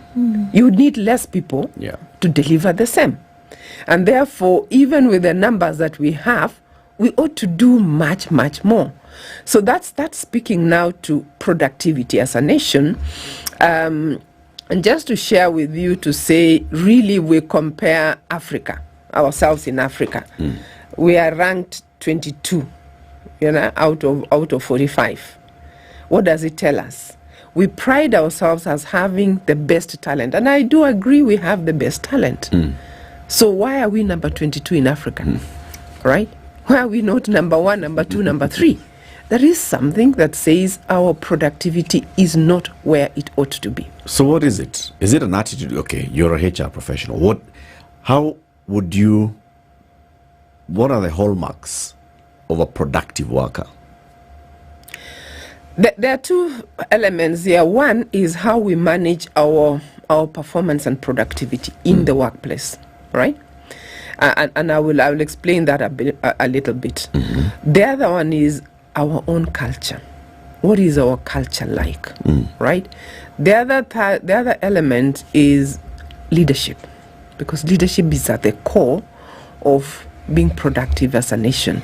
There will be other levers, for example, our use of technology. Have we embraced technology to the level at which we should be?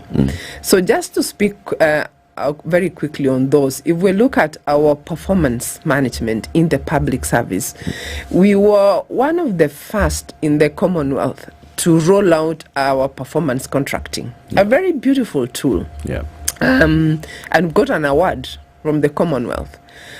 A few years later, some countries, India for example, they came, Kenya, they borrowed it, implemented it very well. They came to benchmark here. They benchmark. And what they shared with us in our last wage bill conference is that by implementing that tool, almost all their state corporations have generated much more income than they used to. What did they do differently that we haven't done? One is, what are we measuring in our performance management? Are we measuring outcomes or are we measuring processes?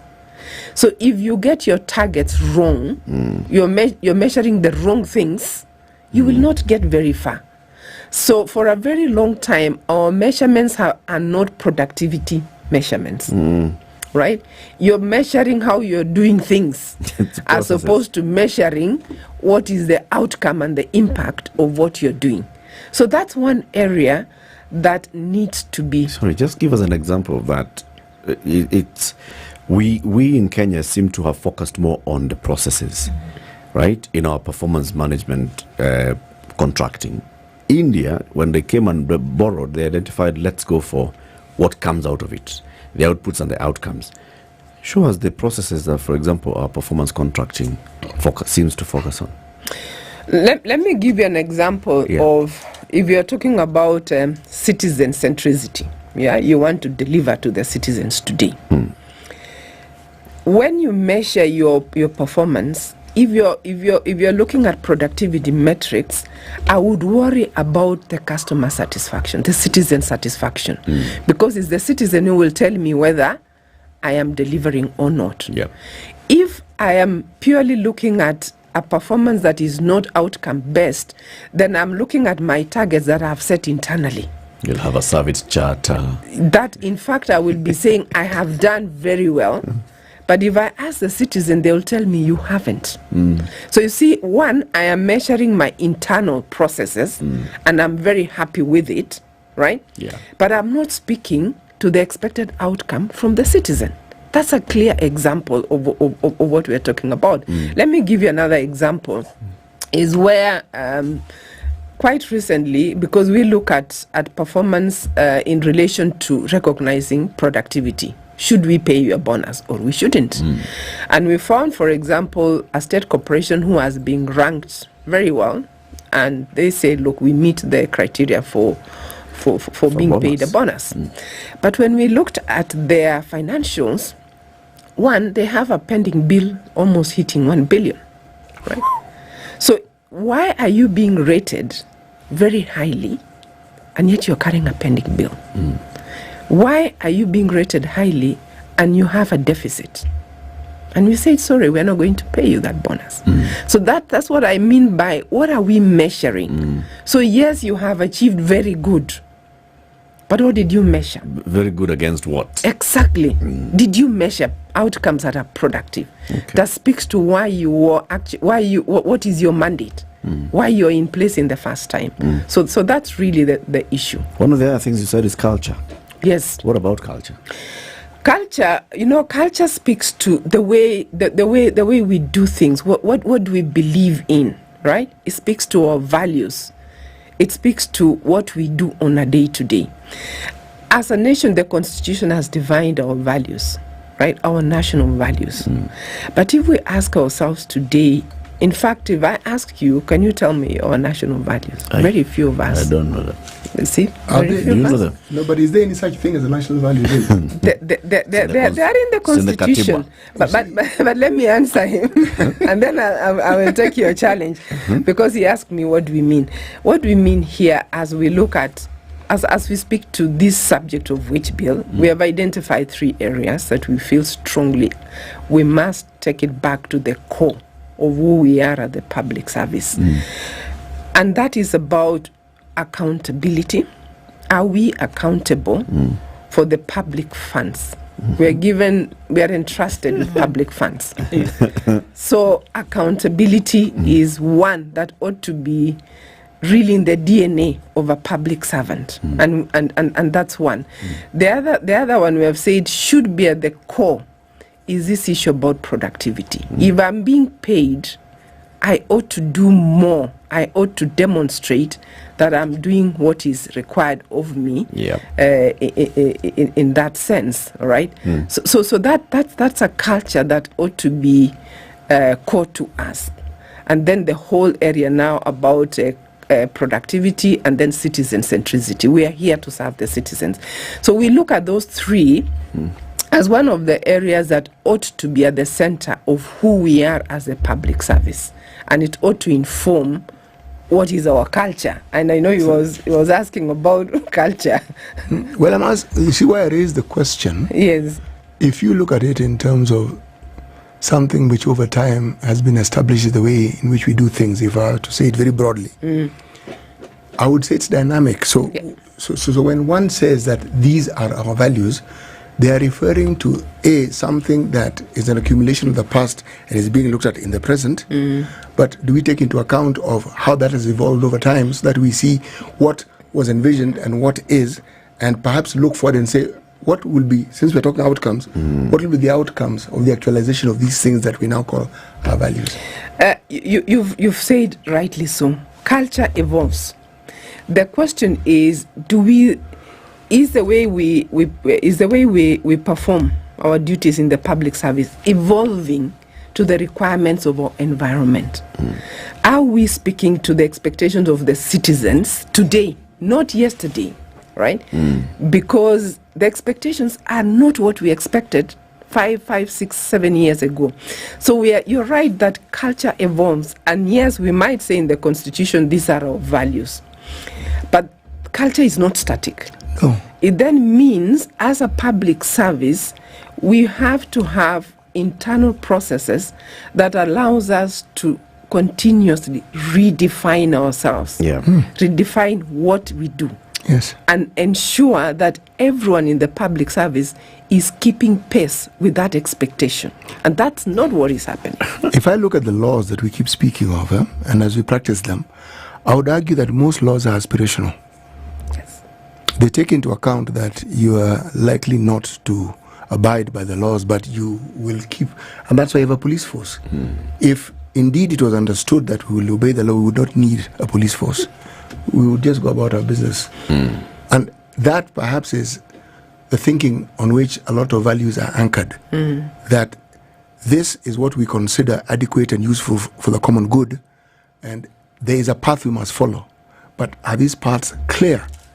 And the responsibility then that is laid on the shoulders of those who are supposed to ensure that the mandate of these systems are actually brought to bear to bring about the fruition of what was foreseen or envisioned, there seems to be a constant hiccup. Constant. We look at the Ministry of Education, for instance, and the hiccups there. This isn't now a hiccup. It has become a problem that probably needs serious attention. Because if something seems to be discussed and talked about, and when you expect a solution, you're still talking about it. You expect a solution, you're still talking about it.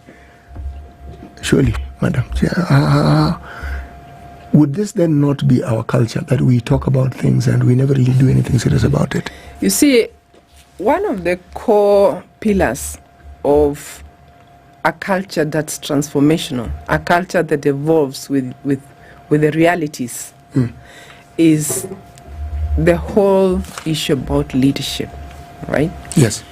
It's centered on leadership, because the leader must embody that culture, and they must champion it, and they must live it, and they must demonstrate it on a day-to-day. And those who report to this leader must also do the same. Yes, because it is about, leadership is about, a culture is about actually embracing and everyday demonstrating that value. It's not about just saying it. Are you demonstrating that's what you do on an everyday? So it starts with leadership, but then it must then cascade to everybody, so that collectively you do what you say you want to do. But first you must define and get right what you want to do before you say, now let's get there. But I thought we had agreed earlier on that this is something we're very good at as a country. Talk about what we need to do, ought to do, and even demonstrating in the written form how we are going to go about it. This we're good at. Not always. I want to say not always, because I gave you an example of, we've got a very beautiful performance contracting tool. Yes. All right? But what are we putting in there? Is it the right thing? Right? So which means we are good, just like Siti is saying, we are good at talking about something, saying that this is what we need to do, attempting to do it, but then we're just ticking the boxes. We're checking box. We need to have, in fact, we pride ourselves because we won a Commonwealth Award for our performance contracting tool, but we don't pride ourselves in looking back and seeing whether it's delivering or not. It is looking back and wondering, so did we get this? Yes, we got it. So what is this that is making the best performing institution best? It's because they have a service charter. It's because they have a call center. It's because they have this and the other. It's because they tick the boxes, but not because the citizens have said that this is actually working for us. That's true. And what it speaks to that is, to be successful, one has to continuously reassess your assumptions, your plans, because they may have been okay yesterday, but not today, right? And that's what we must be good at. Even as we say we have the right policies, we have the right processes, I challenge to say, when were they done? If you wrote that policy 5 years ago, in this world, 5 years is too long a time, right? You must be in a way be dynamic, very flexible and agile to continuously speak to your changing environment. And I think that's one of the problems sometimes is we have written policies, we have written regulations, but are they keeping pace with our global environment that is moving very fast? So we've got to be more agile and we've got to be more dynamic to relook at what we do, our policies, and challenge ourselves. Are they the best? Let's take a break. It's 26 minutes to 8. Our guest this morning is Lynn Mengich. She's the chairperson of the Salaries and Remuneration Commission. Our conversation is, what do we need to do as a country to get to that level, which is, the required level according to the Public Finance Management Regulations? 35%, not more than 35% of our revenues should go to public wage bill. Currently, with the latest, it's around 47%. We need to cut that back. What we all need to do to get ourselves there. Is everybody reading from the same page? We'll be back shortly with this conversation. Keep it here. This is the Situation Room, the only way to start your day. Embark on an unforgettable journey through the heart of Africa at the Festac Africa Festival 2024. Destination Kisumu. Join us from May 20th to 26th for Africa's celebration of global culture, fashion, music, dance, and more. Immerse yourself in a week-long extravaganza featuring professionals from across the continent as we explore the theme of sustainable growth trajectory for Africa through culture, trade, travel, and tourism. Don't miss this opportunity to experience the vibrant diversity and boundless energy of Africa in just 7 days. Warua Kidala. Cloudy conditions in Nairobi this morning. We are at 17 degrees. We'll see highs of 25. Highs of 25 as well in a partly sunny Nakuru at 16, and it's 16 and cloudy in Nyeri, going to highs of 26. 15 sunny conditions in Eldoret. We'll see highs of 23, and into a cloudy Mombasa at 26, and Malindi at 27, cloudy as well. It's 22 and sunny in Kisumu, going to highs of 28, and we'll see highs of 28 as well in a sunny Kakamega, currently at 20. Kampala raining at 21 with highs of 26, while it's cloudy in Dar es Salaam at 25. We'll see highs of 32. It is 14 and sunny in Johannesburg with highs of 25. And at 28, Mogadishu is mostly sunny, going to highs of 33. It's 15 and cloudy in Addis Ababa with highs of 23. And we're looking at a mostly clear Lagos at 27 with highs of 34. Kinshasa at 25 is mostly cloudy, highs of 34 and lows of 25.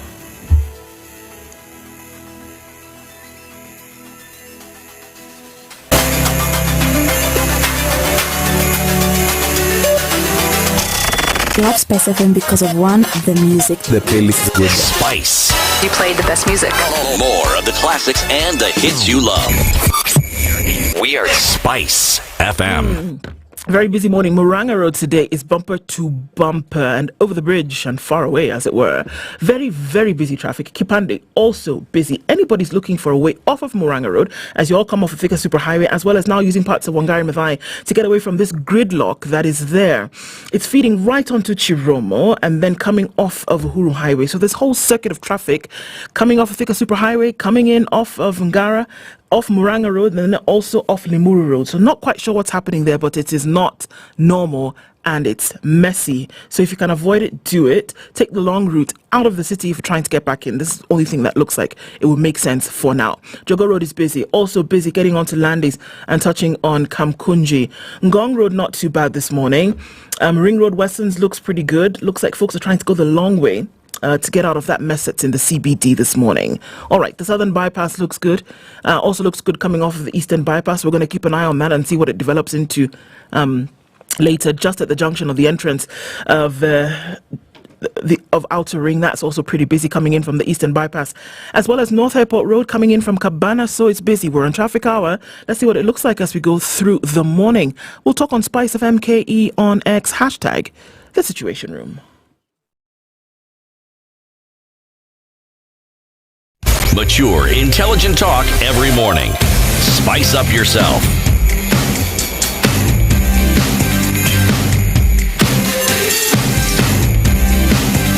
Mornings done right. 94.4 Spice FM, Nairobi. Chairperson, the Salaries and Remuneration Commission continues. City. It appears when I look at the leadership, not the current one, leadership in the plural, leadership that we've had, there's what we can call the stated and the intended goal that every government that we've had has, but then something runs interference with these goals. It's like there's what they say and then there's what they do, or what they're allowed to do, or what happens in their time that runs interference with what was set. If I can go back to Kenyatta 1, go back to the Moi era, Kibaki era, and the thing about all these eras is, without a shadow of a doubt, each era was occasioned by some very huge scandal. Something that happened, and the people behind many of these big scandals were people who were in positions of authority, in one or the other. Whether they're talking about the maize scandal in the Kenyatta era that had the name of one Paul Ngei being attached to it, and then you come to the Moi era. Now there, you'll be spoiled for choice as to what you want to pick up that particular era. Then you come to the Kibaki era, which many tout as being one of the most successful. And yet the scandal, or the scandals then, were some of the hugest the country has ever seen. I say this because when you look at the amounts of monies that are involved in any of these processes, what was said to be the goal or what the government set out to do for the citizenry, and then what happened, and it happened under the auspices of people who had been given the mandate to look after the interest of the people and the public. You then look at the current government and the one before it. It looks like we picked up the pace and we have a completely new paradigm altogether. The things that we thought were humongous in the past pale into significance when you consider some of the things that have been mentioned. You're talking about discussions around state capture. You're talking about discussions about all manner of things that are happening. All these things happen with state coffers. So you have this unfortunate situation where whatever we collect, whatever we make, a huge portion of it, I dare say something like 70% of it, if not more, goes into paying debt. So when we're talking about the things we need to do, it's with only 30% of what remains. Now, it's daunting because we will never then be able to actually achieve. Because the maths that we do have to do with the entirety of our GDP. Now, if already 70% of it is going away to pay debts, and we have 30, when will we ever get to achieve the goals that we set? Even as you think about that, I mean, if we're looking at the numbers, because this is a numbers game, and I still go back to the fact that 35% is a number that was put there by folks who made the law. And there's a reasoning behind why they did that. So two parts. One, at 47%, down to 35%, if we were able to get down to that number, how much are we looking at in terms of Kenya shillings that could be recovered? With right now where it is at 47%, what's the actual amount of shillings that's being spent to be at 47%? How much would we reduce it by to get to 35? At the moment, we have actually just hit the 1 trillion mark. Okay. In terms of the actual wage bill. The wage bill. Right? Okay. And that is now the projected for 2022-23. With that projection, the ratio will come down actually to 43% because there is growth in revenue. Okay. Right? So we're looking at 43%. We're looking at 1 trillion mark. Now, we're then saying it should, actually the law said not more than. It's not even saying it should be that amount. Right? So for us to get there are two things. One is to assume you will grow your revenue. Right? And we did some projections and said, what would you need to do? You would need to get your revenue to over 4 trillion, almost 4.something trillion, to get to 35% by 2028. Now, that means you're growing your revenue by over 19%, which we are not. So that tells us that alone is not going to be the answer. It has to be a combination of growing your revenue and also managing your actual wage bill itself. Managing and could include reducing. That's why. Okay, I'll explain what it means. That's why we're having this wage bill conference, because we are saying you cannot grow revenue by up to 4.1 trillion by 2028, going by the current trends. Therefore, something else must be done. That's why we're convening this wage bill conference from the 15th to 17th of April to bring together all stakeholders. When I mean all stakeholders, it means both the national and the county governments coming together to then say, what do we need to do? Now, this wage bill is convened pursuant to a summit resolution. And as you know, the summit really is convened by both the national and the county governments on issues that are of interest to both levels of government. Yep. That summit is chaired by His Excellency the President. So the summit then acknowledged that there is something we need to do. And hence your question is what do we need to do about this revenue? So first of all, the commitment is to get it to not more than 35% by 2028. And that commitment was made. The county governments then are also to align to the same. Okay. So what is it that we will be doing at this conference, and what is different? Because we've had similar conversations. We've had a conference 2 years ago. One of the things is, coming to this wage bill conference, every institution has been actually tasked to develop strategies and plans to get to 35%. So we are not convening on an empty slate. Everybody has developed those strategies. Some of them can see how they can get there. Some of them are still saying it is a huge challenge.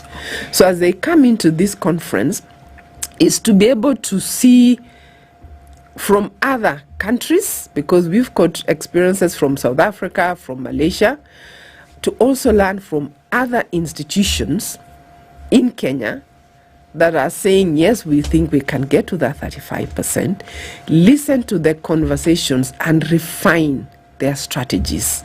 So that to us is fundamentally different. We're not convening a conference on an empty place. You come in with something, you go out having refined your plans with that commitment to get to the 28 to 35 by 2028. Okay.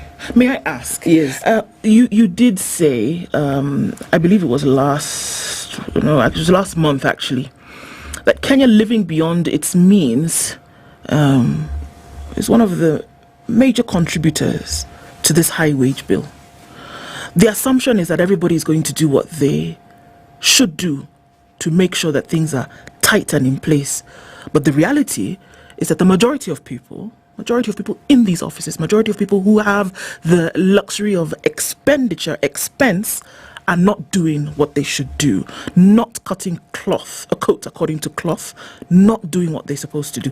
I remember my father used to say that you have freedoms, but when we find that you are not able to operate within those freedoms in the way in which you ought to, we shall curtail those freedoms, or at the very least, we shall introduce disciplinary action to make sure that you do what you're supposed to do.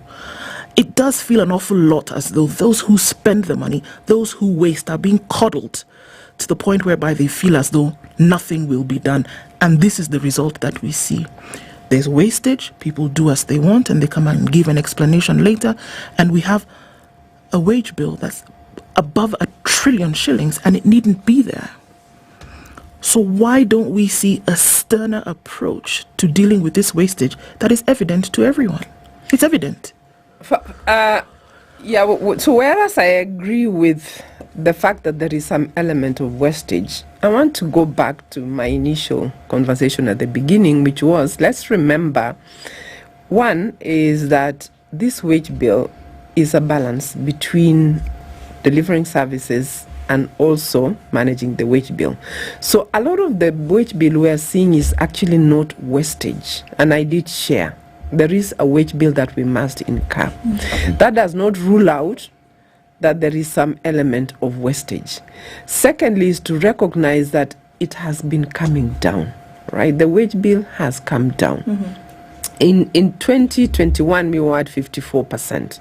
We know partly, of course, it is COVID, so you would expect revenues went down, so automatically the ratio went down.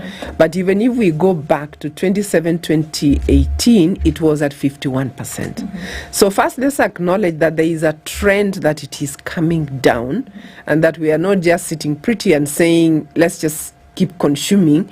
No, there is a lot of work. The percentage is coming down. Yes. The absolute figure is not. Yes. However, let me share some statistics that will tell you why the absolute figure per employee, when we look at the wage bill per employee, has only been growing by 2%. Right? 2%. Whereas the overall wage bill in absolute amount is growing by over 10%. That tells you that that growth is attributed to employee numbers. Not the actual. We're hiring more people. Yes, it's not the actual earnings. Yep. The actual take home. Yep. It is the hiring. So when you look at that hiring, the majority will be in the sectors that I mentioned.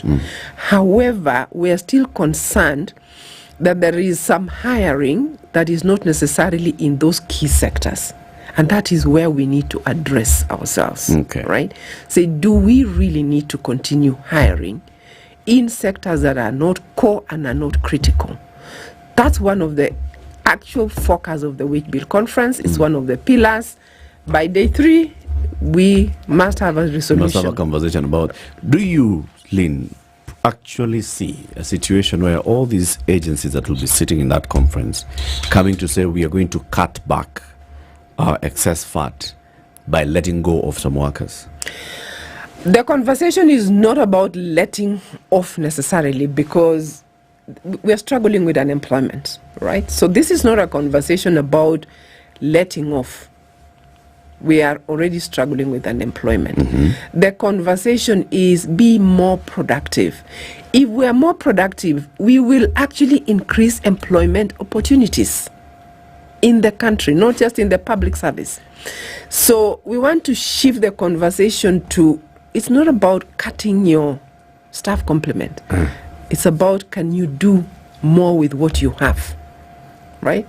If we can do more with what you have, we will be more productive. So what are we going to be using as a measure of, yes, you can do more? Because people will come and tell you, we're going to do more. In fact, we're going to have a hiring freeze in these areas, these departments, because we already have a staff complement that can work around these areas. How are we going to tell that just by coming and telling us that we shall actually hit our 2027 target? It's very good that this conversation is actually happening when government just launched the MTP4, the medium-term plan, just last week, a week ago. And there are very, very clear targets on what we need to achieve. So the conversation will be, you achieve those targets without necessarily saying, for me to achieve, I need more. Right? How can you achieve those very same targets? And they're very, very clear targets. We should be able to achieve that with our current headcount, except for the critical sectors that I've mentioned. And that's the conversation that we will be having, is that you've got very clear targets, but typically most people will say, look, for me to achieve this, I need more. I need to recruit more. Madam, is this the first time we're having these medium-term goals in the country? No, that's why it is the 4th.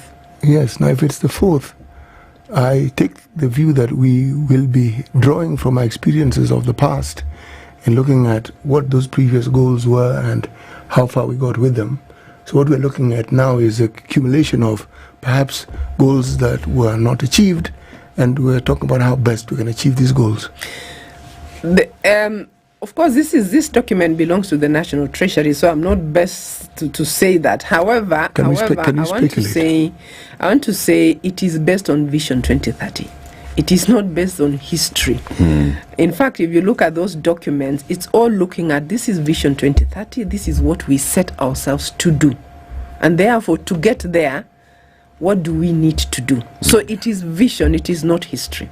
Actually, history plays a very important part in the vision, because it tells us how far we are from what was envisioned. Yes, and if there is a gap, then you will be saying we must do much, much more, not only to achieve the vision, but to catch up on the gaps that you have. You launched an integrated devolution data portal together with the Kenya Association of Manufacturers. Now, given the mandate that, what's this article called? Article 216 gives you, it's your mandate. Has that portal been useful in trying to... Okay, you know where I'm going with this, so just continue. That portal, it is not SRC, that is the control of budget. Yes. So that's not within our mandate. Yes. So I'll not be able to speak much about it because that's not within our mandate. That's not within your mandate. Control of budget. I want to ask some specific questions as we are coming towards the close on what has been in the public discourse. One of them has been privatization of parastatals. Of course, then that would remove some huge wage bill from the books of government, right? If some of these parastatals went. And you even commented on that. Are some of these state corporations being as productive as they should be? Do you think this is a direction that could also help in getting us towards the 35% if we got some parastatals off government? Absolutely. Why I'm clear about that is within these state corporations, there are duplications. There are duplication of roles. There are overlaps in roles and functions. And it's not just about state corporations. We find the same between the national and the county governments. So one of the conversations in the wage bill conference is to frankly speak about these duplications, about this overlap of roles and mandates. And you will also see that between some ministries and some independent commissions.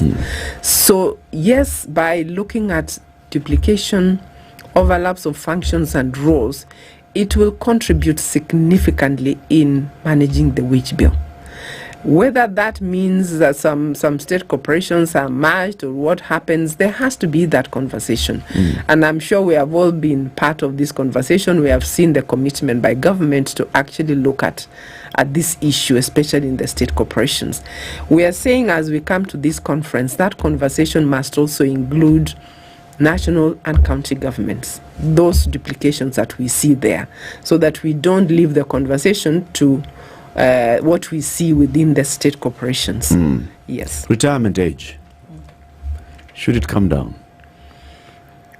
It's currently at 60 years in public service. Should it come down to 55 where it used to be? There are two things to look at. First of all, what is the normal? What's the common trend worldwide? Okay, because that gives us a benchmark to speak to, and it's roughly about the 60%. Of course, there are some countries where there is no retirement age. There is nothing like that. I think the conversation should be what works for Kenya. What works for us as a country. If you say people retire at 55, that means they are pensionable at 55. And yet these are people who are still productive. They can still contribute effectively to the country. So what really is, what's the benefit of saying let's reduce the retirement age? When you have a productive workforce, you make them pensioners and dependent on everybody. Is that the right thing to do? Or is it in fact saying, 60 is still productive and they can continue working? So for me, the conversation is more about, do we want to incur a higher pension liability? It's already a huge liability. Are these Kenyans still productive? The answer is yes.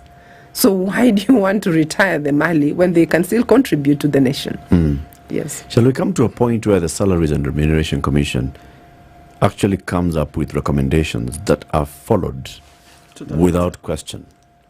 Most of the times when you see, Salaries and Remuneration Commission has said, let's cut back on allowances for these workers, let's cut back on, in-service allowance and all, there's always pushback.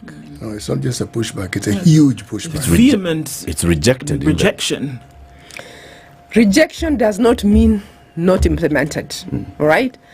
I'll give you an example. In the last remuneration review cycle, we did abolish some allowances for members of parliament, for MCAs, for ministers then, right? And yes, there was some resistance, but they were abolished, right?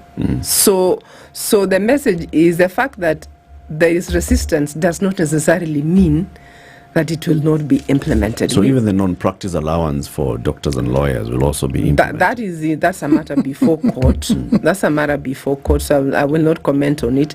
So there are some for sure that will be resisted.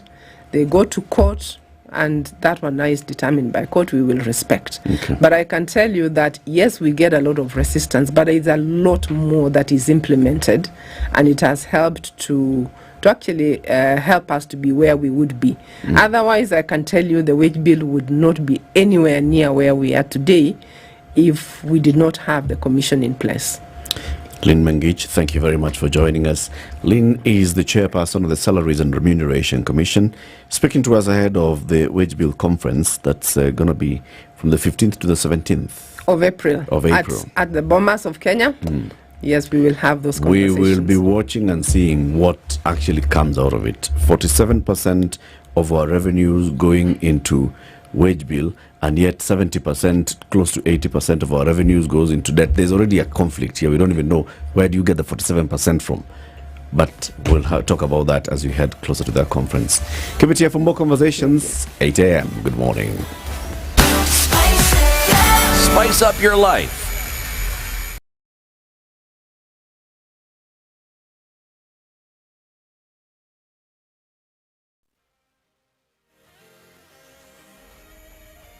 Good morning, this is Newswire. Dennis Aseto. Public Service and Delivery Management Cabinet Secretary Moses Kuria has urged farmers to continue purchasing genuine fertilizer in the wake of the long rains currently being experienced in the country. Speaking in Kaliwa Tiso South constituency, Busia County, Kuria urged farmers to take advantage of the government subsidy program for sustainable food production instead of giving in to what he called noise and regret later. The Minister of Agriculture last week directed the National Cereals and Produce Board to immediately cease distribution of NPK 10.26.10 fertilizer manufactured by Ken Chemicals Limited.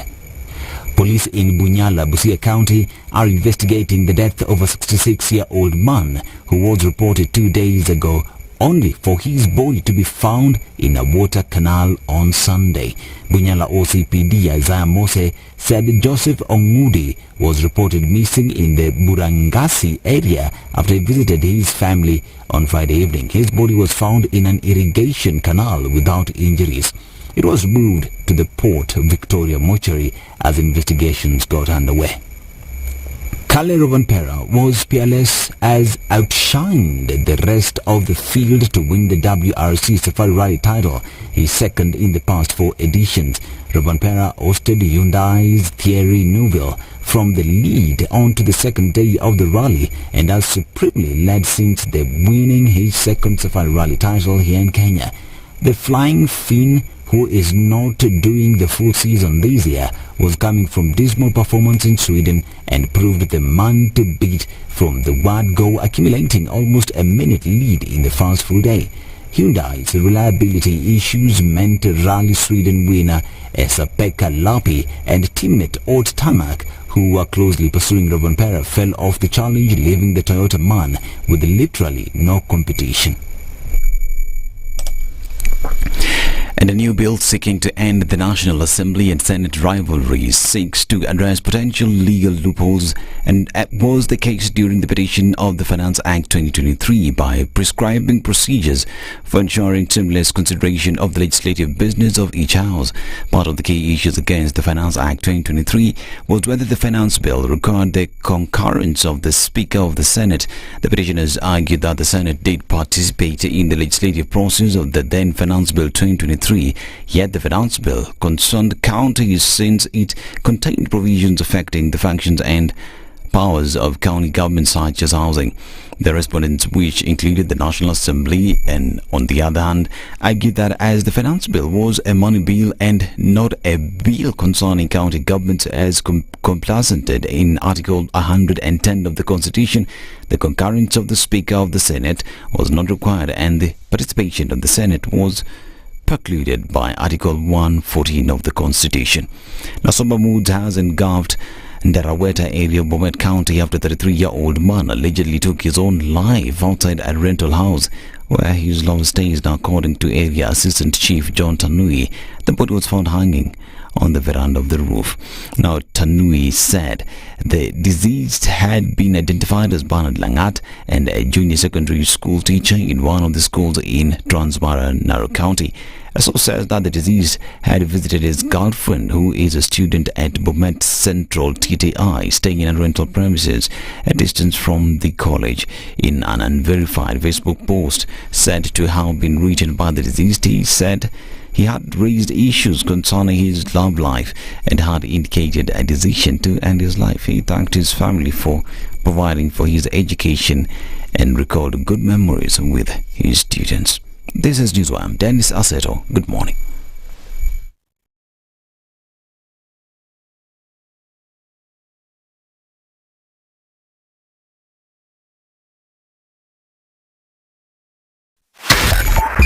.5 Spice FM, Kisumu. Okay, at a few minutes after 8 o'clock, traffic still very heavy going into the CBD this morning.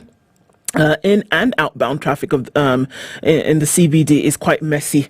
So there it is on the Thika Superhighway, coming in now all the way from beyond that outer ring junction, all the way into the city. Moranga Road then wraps itself right around that Globe Cinema overpass, and then it's also coming in hot from Wangari Maathai. It's touching on Chiromo, and then coming through towards Uhuru Highway. All of that Kipande Road. It's a mess. Something must have happened earlier, because usually we'd have been out of this by now, but that we still need to keep watching for some time. All right, if you're coming off of Langata Road, you're all right till you get towards that Nyayo Stadium junction. Just a little bit of traffic as you get onto Aerodrome. Jago Road was busy from the go, and we're also looking at some traffic that's coming off of Ngong Road, but nothing too painful. We're just going to keep an eye on this and see what happens as we get through traffic hour.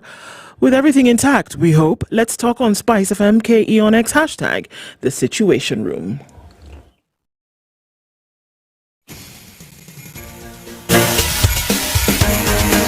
This is The Situation Room, the home of hard-hitting political commentary and penetrating insights about the state of the nation. This is a talk radio experience like no other. The Situation Room, a place for hard truths, debates, and elevated conversations. The Situation Room, witty, political, engaging, deep, controversial. In the room, we have C.T. Muga, researcher, academic, seasoned political observer, a fountain of wisdom in these politically uncertain times. Ndu Okoh, Nigerian by birth, Kenyan by choice, communications expert, Pan-Africanist, a truth seeker and believer in people power, and Eric Latiff, agent provocateur, the man in the chair, seasoned journalist, news hound, a man who believes in punching up, not down. This is The Situation Room, the only way to start your day. 8. Good morning. Welcome to the third hour of The Situation Room. We thank you very much for choosing this as the way to start your morning every day. Monday to Friday, we're here 6 a.m. to 10 a.m. Listen to that conversation by Ling Mengich and what she said, the hallmarks of a productive workforce. You know, how you manage your performance, looking at how well you adapt to technology, what's your culture, what's the leadership like. Which of those do you think we tick that works nicely? What did you say? Understanding your culture, leadership. Yeah, what kind of culture do we have? Productivity. What leadership do we have? How much are we adopting technology to make it more efficient in delivering of service? What kind of performance management do we have in place that makes sure that people are constantly being monitored and being motivated to be productive? Those are the hallmarks of a productive workforce. Take education, for example. Okay. Just take education, for example. I've taken it. Put all of those points that you've chosen and put it against the results that we are seeing today. Do we have quality assurance? Do we have effective checks and balances on quality assurance? How have they improved over time? What does it look like from the leadership at the helm of education today in what we are seeing? When we say that schools have closed a week early because schools are not able to manage the bill that they have not received money for, that they've taken money and moved it here in order to keep children in school, does that then stand up against what we talk about in terms of assurance of quality? When we talk about leadership being able to sway the ship in one way or another, can we see that it's clear? When we talk about technology having been applied over years to make sure that people are actually maximizing on outputs, do we see that happening? Take that, put it against health and what we see today. For everything else, I think I see our big issue being on the culture side. Because there's an attitude issue about Kenyans, not just those in public service, but then those that even get into public service. You're all looking for a government job so that you can go there. You feel like you if can I make breathe. it there, I've made it. You get into public service, you can now breathe. Haina pressure, kazi, ufutu ovyo, all those things. So now I can do the and things then there are business opportunities. Yeah, and then there are all these business opportunities. So you're getting into public service. This whole issue of productivity, customer-centric, or outcomes, outputs, all those things are stories. The first thing that you're thinking of is it's extractive. It's like our public service extractive. You all want to get into the public service where you can get something out of it. Not so that you can go and serve the people. Now you can imagine if such a person is in a position and now you're asking them. So this is the person who's becoming a leader. Yes. And you're asking of this same person whose original intent was not to go in and make things better or contribute to the betterment. The original intent was to go there and see what they could get for themselves. Yeah. It's like trying to get water from a stone. Can you? Difficult. There are very many public officers who you meet and you're like, okay, this person has got everything in the right place. They really want to serve, but you can feel their frustration. You can feel that they are only doing, this is the best I could do under my circumstances at my desk. And if somebody else above me or next to me or below me was doing the same thing that I was doing, we could even be doing much better. But you can sense their frustration. They'll tell you, I'm going to do this. This is the best I can. This is what I'm supposed to do. I'm going to do it. But I cannot guarantee you whether from this point to the next point you go, you're going to find the same attitude.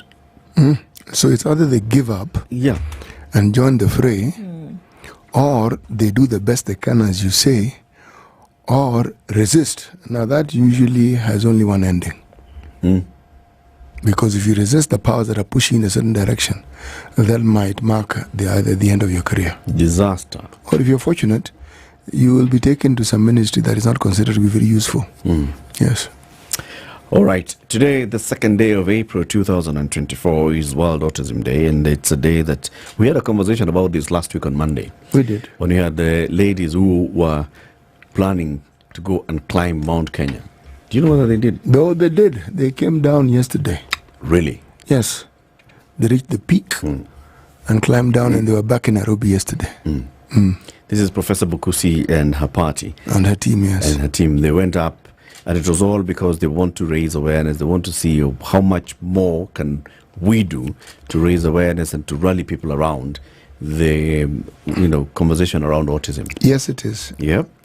So World Autism Day is marked today, and that's why we've invited Senator Crystal Asige to come and join us to talk about what is happening on the legislative front, on the policy front. Senator, Happy New Year. Happy New Year. How are you? I'm fine, thank you. How are you? It's been that long. It's been a while. Yes, I remember the last time I was here, I was just about to launch my album, Blinding Allure. So yeah, it's been a while. How's it performing? It's going good, yeah. Since then, I came here and I invited you, and unfortunately, I didn't catch you at the launch, but next time, I'm still going to invite you. Please do. And after that, I had a meet and greet with King Charles. I met Rio Ferdinand. We went to Iala Games in Kigali. What else did we do? We had Christmas, New Year's.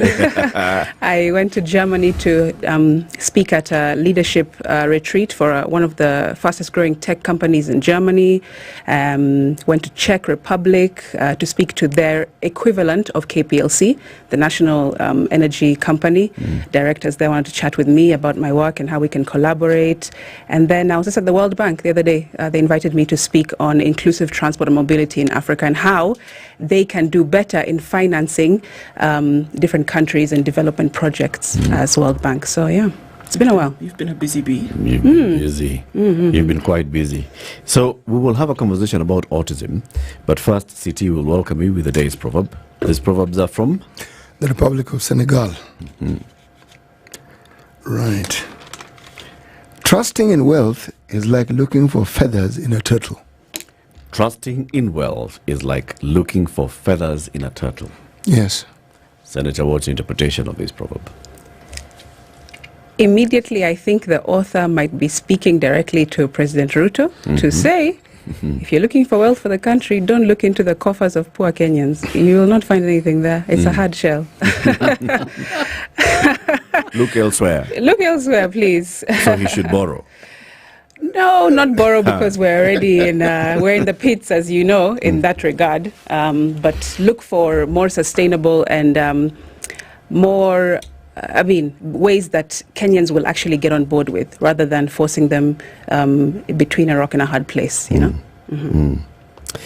There's a statement that you've released ahead of this day today that's talking about autism. Statistics show that 75 million people across the globe are on the autism spectrum. Yes. While 1 in 88 children are diagnosed with autism, it reported that more boys are likely to be on the autism spectrum than girls. Yes. It's even more alarming to know that more children will likely be diagnosed as autistic than those with cancer, AIDS, and diabetes combined. How is it like in Kenya? Well, in Kenya, stats are showing us that around 4% of the country are on the autism spectrum. That's about 2.2 million people in Kenya. And we, like you said, are number 46 globally in terms of prevalence of autism. And we're not doing very well, unfortunately, because neurodiverse diseases and conditions have not really been given a seat at the table for a very long time. As Kenyans, I think as Africans, we generally think of disability and we think of a wheelchair. Yep. We think of crutches, right? We don't think much about sensory or neurodiverse disabilities, and autism spectrum disorder is in the neurodiverse sort of realm. And unfortunately, if we don't understand something, then we cannot legislate about it. We cannot give regulations over it. And we cannot have people with proper capacity leading those areas in our government, in parliament, and so on and so forth. So many people, I know many parents, many, even people in parliament, parliamentarians have kids with autism, and they don't come out to speak about it, unfortunately, because they are not sensitized, they're not educated around it. And if members of parliament are not educated about autism and what it is, and how to treat it and how to manage it, then what about 70% of people with disabilities in rural areas in Kenya? Yeah. Does our health system understand autism? It doesn't. When I say it doesn't, I mean generally speaking. If you look at other countries and what they're doing to address autism spectrum disorders, Kenya is doing poorly in that area, but there are some efforts. At least I know in my oversight role I have looked and oversighted over lots of health facilities to figure out how are they giving or providing treatment therapies, treatment centers and facilities in the country for autism spectrum and other neurodiverse diseases. And unfortunately, there are not that many, but those that are there at least are providing some relief to parents and caregivers who have children with autism spectrum disorder.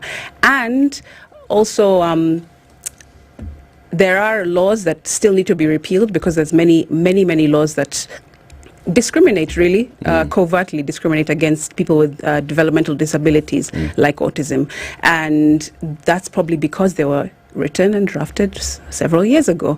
People didn't understand what autism is. You see, the thing is, the more we move forward, the more we start to discover more diseases, right? Because what is called autism today was in 1911 called schizophrenia, right? And as years passed, as decades passed, and research became better, then we started to realize it's actually not schizophrenia at all. And in 1943, there was a gentleman, a chap called Leo Kanner, who then started to create or lay the foundational understanding around autism in children. And that's when he discovered, or he thought, that boys are more prevalent than girls to get autism, but that's only because in his analysis, the autistic brain, this is very technical, but I'm going to try and make it simple so that all of us Kenyans listening can get it. But like the autistic brain, he thought, was basically just the ordinary male brain, but at an extreme level. That's what he found in his research in 1943. Of course, that then lends a bias toward diagnosing girls with autism, because if your criteria is prevalently predicated on boys, then that's why you see research that shows that boys are 4 times more likely to have autism disorder than girls are. But that's because our criteria since 1943 has been a bit skewed towards boys. The poor boy child, I'm telling you. But since then, people like Simon Bowen-Cohen have busted that myth, and we have better sort of like ways to assess autism. And it's thought that the reason in 1943 that was the case, it's because kids, or rather girls, when they're children are more sort of a bit more advanced in the learning. They sort of like learn faster, they speak quicker than young boys in their age group, they're potty trained faster, they walk quicker. So generally they're a little bit more advanced as children, girls are to boys, and therefore the diagnoses or the symptoms of autism go under the radar, you see, because they're a little bit more advanced between 0 and 7 years old. So it's more, you can see it more in a boy than you can a girl, in short. And also research shows that genetically speaking, girls are more resilient to the autism sort of genetic, the genome, and so it goes masked, in short, is what I'm trying to say. And this is the reason why these sort of statistics of there are more boys with autism than girls can sort of throw some confusion into the pot.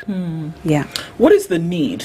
Because we talk about communication, and we talk about awareness about some of these things, and then we talk about, when we're looking at legislation, to then grant or to give or to then demand what is required. All of this based on information and awareness. But what's the need today when we look at some of these, when we look at autism spectrum, for example, and other disabilities? What's the need today that's going towards legislation that has to happen in order for us to see some kind of breakthrough, whereby we're not always talking about let's consider. What are the needs? I think, number one, people need to see disability as part of their reality, rather than it's over there somewhere. It's in my neighbor's house. It's down the street. Disability is not something to do with me personally, and so therefore I don't prioritize it. And this is what happens, for example, in the recent BPS cycle. Disability was given very little budgetary allocation because there's no one, or there are few parliamentarians perhaps who understand the dire need for more equitable allocation with regard to disability in this country. And so they say, you're only about 1 million people, so let's just give you kidogo pesa, rather than actually the statistics are completely wrong, and it's been proven, reports have shown, there's lots of CSO players, stakeholders themselves, PWDs, myself included, who have tried to shout on the rooftops that the census was wrong in 2019. We're way more than just about 1 million. In fact, WHO now estimates that every country has about 16% disability rates in the country, which makes us, I guess, about 7-point-something million, if that's divided by 55 million overall. So we are more people and we need more budgetary allocation. That's number one. And without that being prioritized in BPS cycles, it's never going to improve. Then the second thing, I think, is the Ministry of Health needs to take a much stronger stand on matters of disability, matters of, especially like we're talking about today, autism and other neurodiverse disabilities, which are invisible disabilities, which are very much mistaken for madness, for retardation, for people being, in quotes, imbeciles, things like this, and are locked away. They need to make more of an effort to sensitize parents, so that parents can be the sort of like the first responders at home. Because when you take a kid home from labor ward, you're the one who's monitoring that child. Yeah. Right. And it's between 0 and 2 where you can actually get a proper diagnosis for these types of invisible disabilities. So parents need to be trained on, if you see this kind of behavior, if you see repetitive movements, if you see that your child is not really speaking a lot, etc., then this is what you do, ABC, and go to these kinds of facilities to be assessed. But that's not given to us. You're just taken home and saying, basically all the best. Yeah.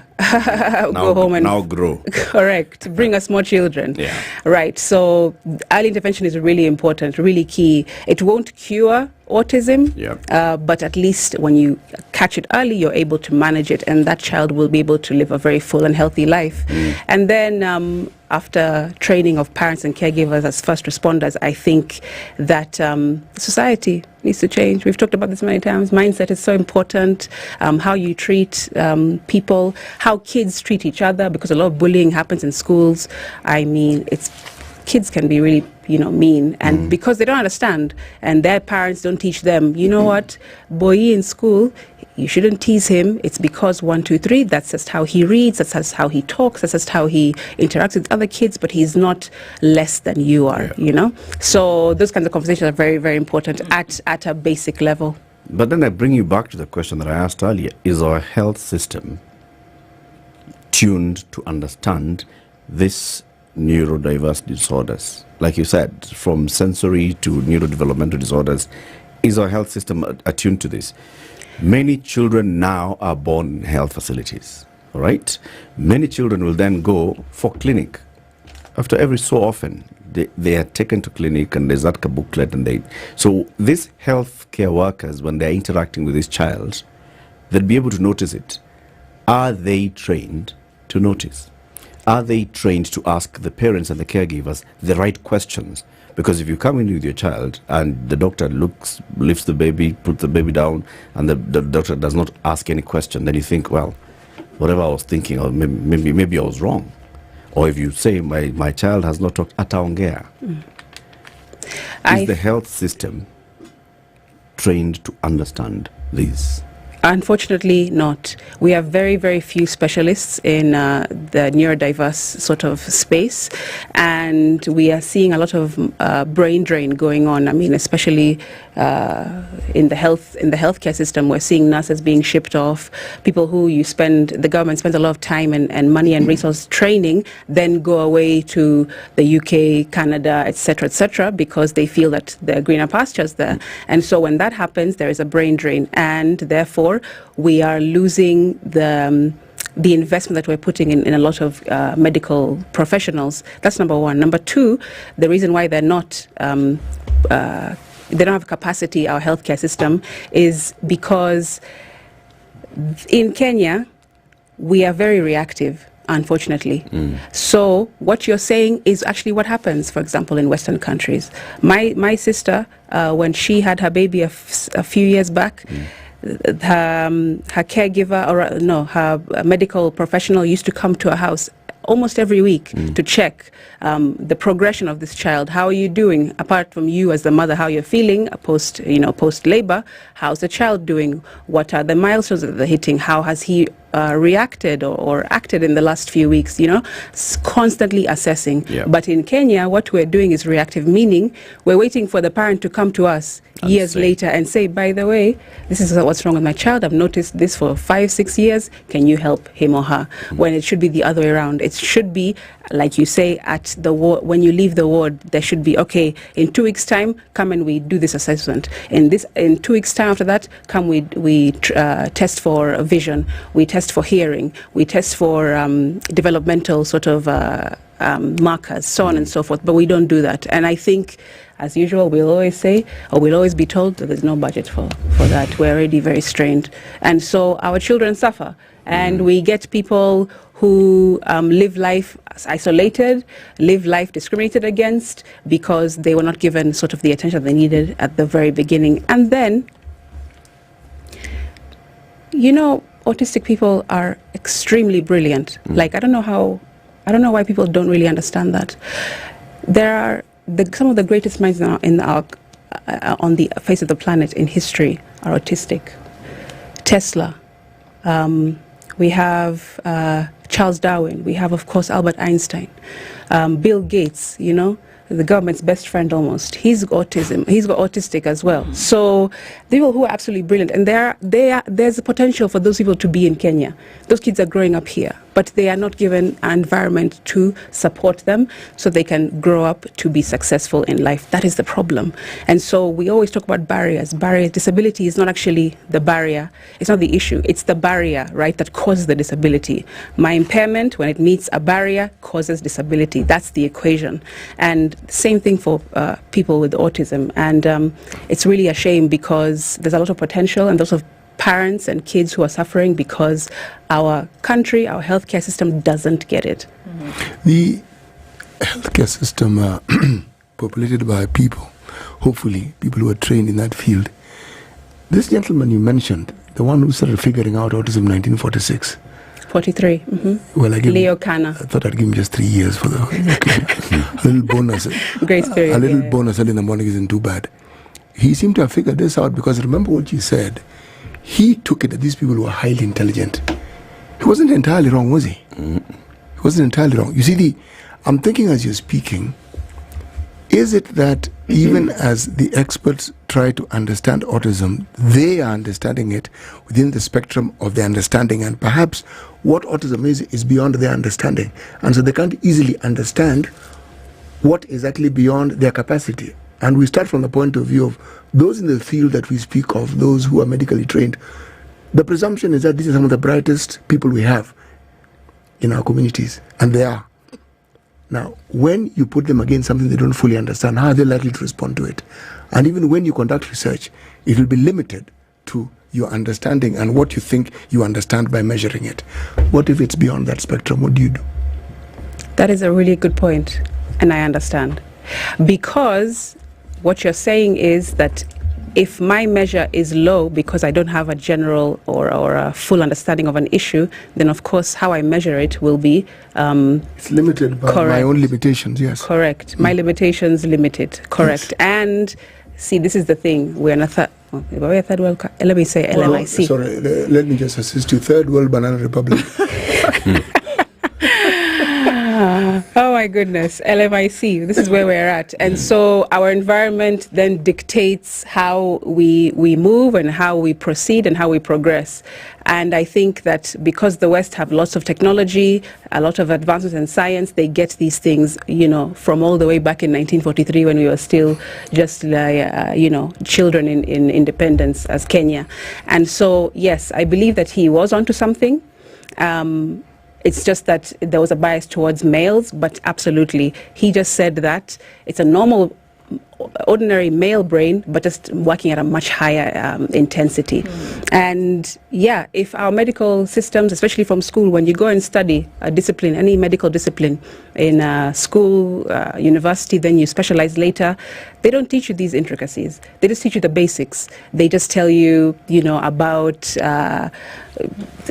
malaria and how to treat this, how to treat that, but they're not really talking about things that have come and advanced in our world and in science in terms of disability.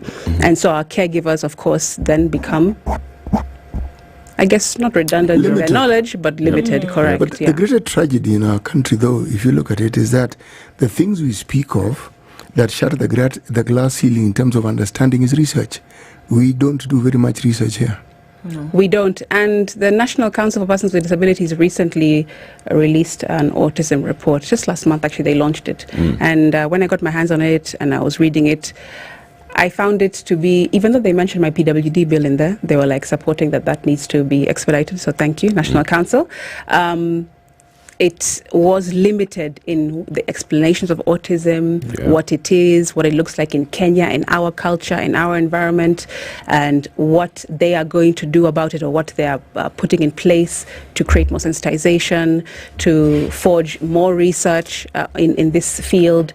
It was very limited. And in fact, when I looked through it, I could cite many other research papers and reports that I've read over the years, and I was like, okay, but we need our own. We cannot be copying and pasting and relying on research from other countries.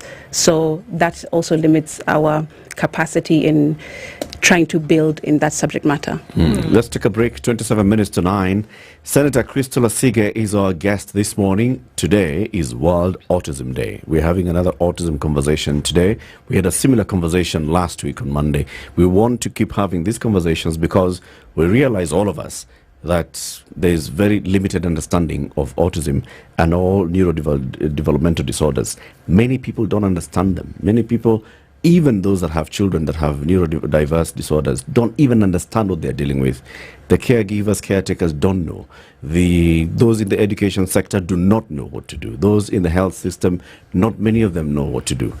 We need to have this conversation, and so that we can mainstream it to make sure that we get to know what to do. The senator is here. She's a member of parliament. She ought to tell us what she's doing, together with her fellow members of parliament, in pushing this towards a proper policy, proper laws, and proper support. We'll be back shortly. Good morning.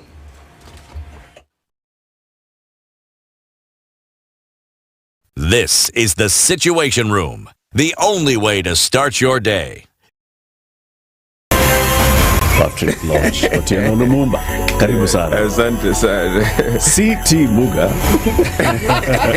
CT Lodge. Muga, not Muga. He's here, and here's the day's proverb. One man marries a woman. Another man marries troubles. Is he the same man?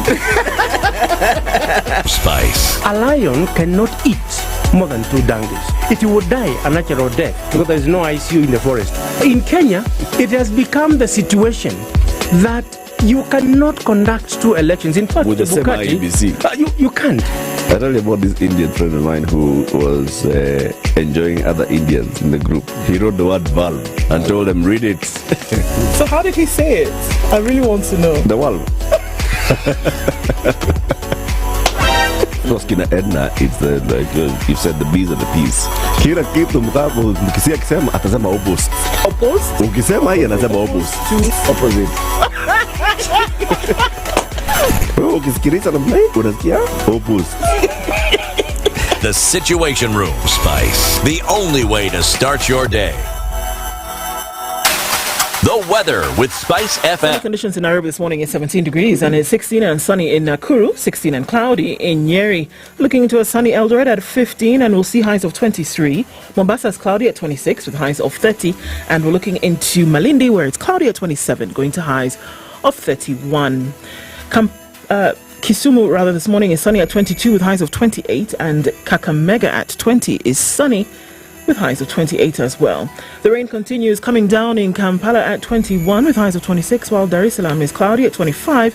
We'll see highs of 32. Johannesburg is sunny at 14 with highs of 25, while Mogadishu is sunny at 28 with highs of 33.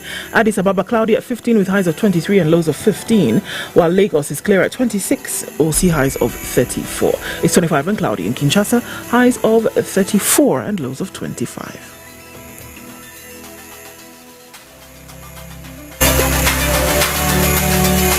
Mature, intelligent talk every morning. Right. 94.4 Spice FM, Nairobi. Right. It's a very busy morning. If you're getting into the CBD this morning and you're coming off the Thika Superhighway, you know this. Muranga Road has been busy off the jump from the very start of the morning. It seems like it's still that way for now. As you're coming off of Wangari Maathai, you're also going to try to find your way into the city, the longer route, but that's not happening. Parklands Road, coming in 1, 2, 3, 4, 5th Parklands Avenue, and then touching on Limuru Road, trying to get into the city, coming off the other side. It's a mess, and a hot one at that. So longer routes is what looks like the solution to all of this today. Coming off of Jogo Road, heading towards Landis, and then on towards Kamkunji at the roundabout is also doing the busy thing. And there's also traffic as you come off Likoni Road today, trying to then touch on Mombasa Road and trying to get your way into the city. So everywhere you go, it's like a Monday, but it's Tuesday. Kind of like that, isn't it? We'll talk on SpiceFM KE on X, hashtag the Situation Room.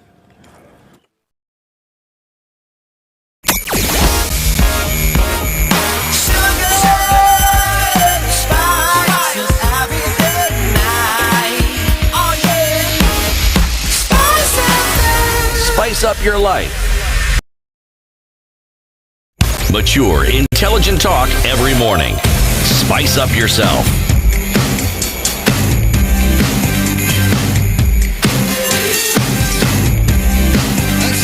things done right. 94.4 Spice FM, Nairobi.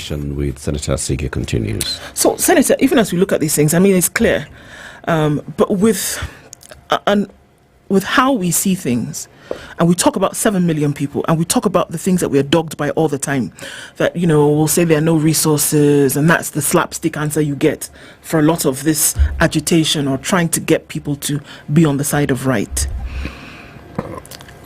If there was further understanding, if we even say that the medical field maybe doesn't understand, I've seen a comment here where a gentleman is talking about his daughter having been taken to facility after facility and a different diagnosis every time, but he knows that this child is autistic from other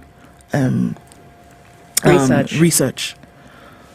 If that is wanting, and we're saying that in order to have legislation in place, certain things need to happen, do you see that there would be a direct relation between understanding, communication, awareness, and then action towards making sure that everything is aligned? Medical facilities, understanding, legislation for the outpouring of resources.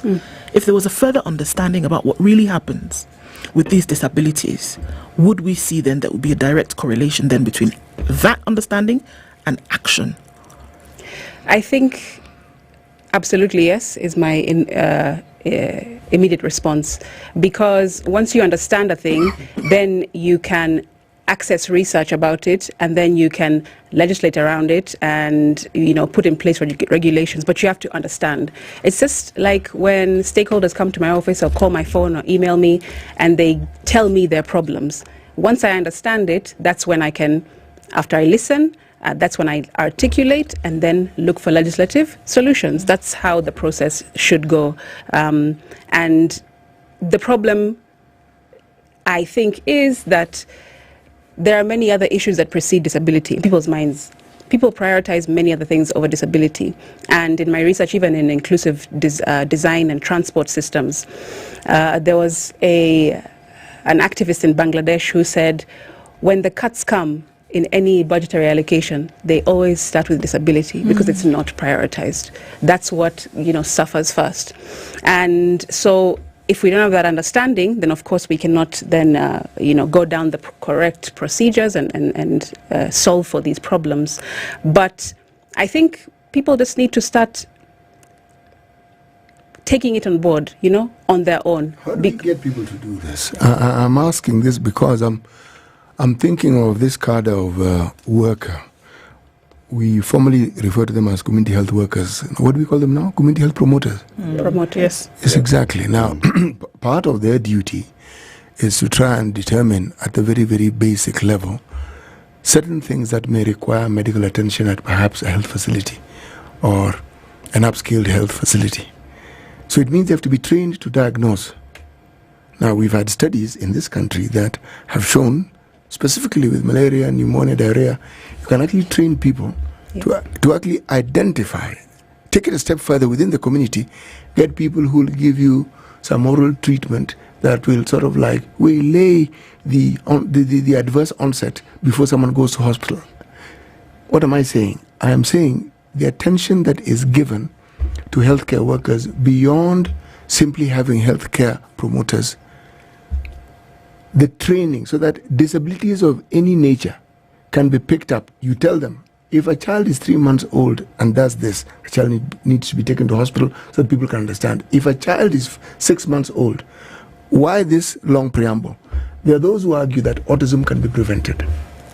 There are those who argue that certain signs and symptoms, if noticed by the time before the child is 2 years old, certain remedial processes can be taken and certain things can be done. Unfortunately, they are expensive and they are complex, but that's what they argue. Now, that's autism. What about other complications that are a lot simpler? I agree, promoters need to be trained, and this is what I'm saying. We're trying to push for more budgetary allocations in the health ministry so that they can prioritize this matter. But if there are other conditions which the health ministry and the government feel are more detrimental to Kenyans immediately, like malaria, like cholera, so on and so forth, those are the ones which will get the focus, okay? But there is absolutely a solution with what you're saying, which is if the first responders, these promoters in communities, are trained to identify 1, 2, 3, 4 behavioral anomalies, so on and so forth, then they can tell this parent, this caregiver, go to this facility and get this checked. Take this piece of paper, I've done this assessment, and you need. However, there are not enough trainings or medical courses and things of the sort, education in general, which focus on disability. And this is my issue. This is why I sit around and I fight tooth and nail to champion disability inclusion and mainstreaming, because we're not in the mainstream. Us, we're just like, the version of like a blogger somewhere who blogs about stories and nobody ever reads Second and third class citizens in your own country. Correct, unfortunately. Yes. And that's actually the truth, and it's very unfortunate. However, I think that even as people like us in Parliament who understand disability and people who champion it, people who are parents of children with disabilities in KEDIPA, especially in Parliament, if we continue to raise our voices and to speak on these issues, then there should be the needle should move. But unfortunately, it will not move as fast as the politicians who are talking about circumcision bills. You understand? Yeah, it won't move as fast as that. Where do you want the needle to move? I mean, what's your focus? What would you like to see happen first before something else? Well, bills need to be written and laws need to be amended. Currently, there are laws that are very discriminatory of people with disabilities, people with developmental disabilities.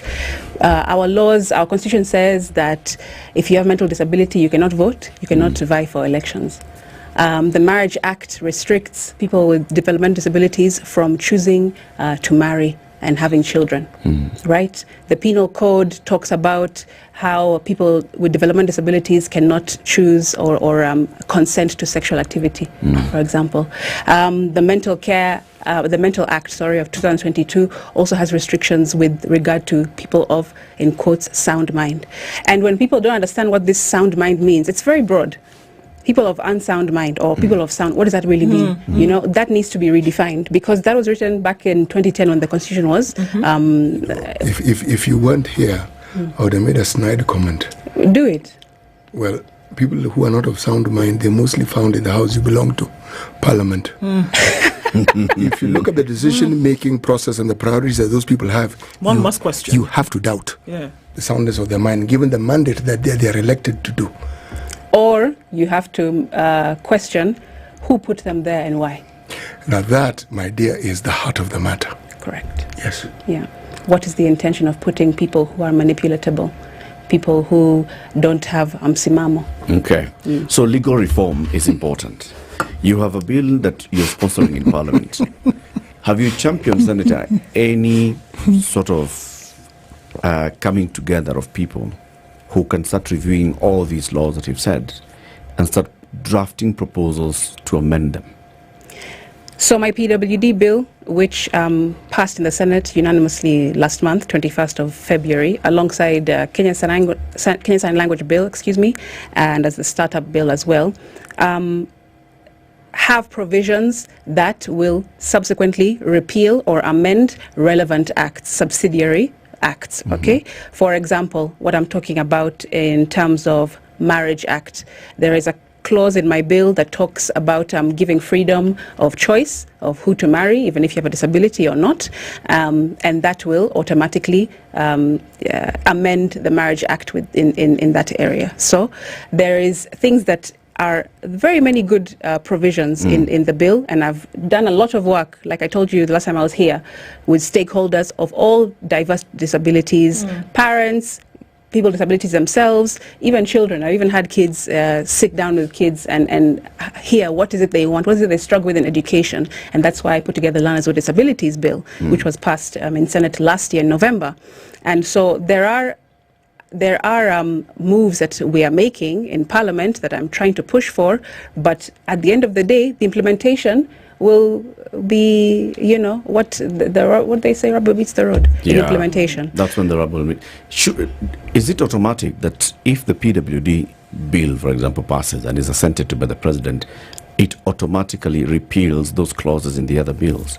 Or do you need to come up with an omnibus bill that then deals with clause by clause in the various offending pieces of legislation? No. There'll be no need for an omnibus bill, because there are areas in this PWD bill where it states expressly that this provision will then, need to amend XYZ, automatically amend this particular law. So that is already in the bill, and this is why we're really pushing for it. Even the National Council in this report that I was saying, the autism report of last month, talked about how they are, trying to encourage government to expedite the PWD bill of 2023 so that it can repeal and we can be in line with other instruments that we are ratified or we are signatory to as Kenya.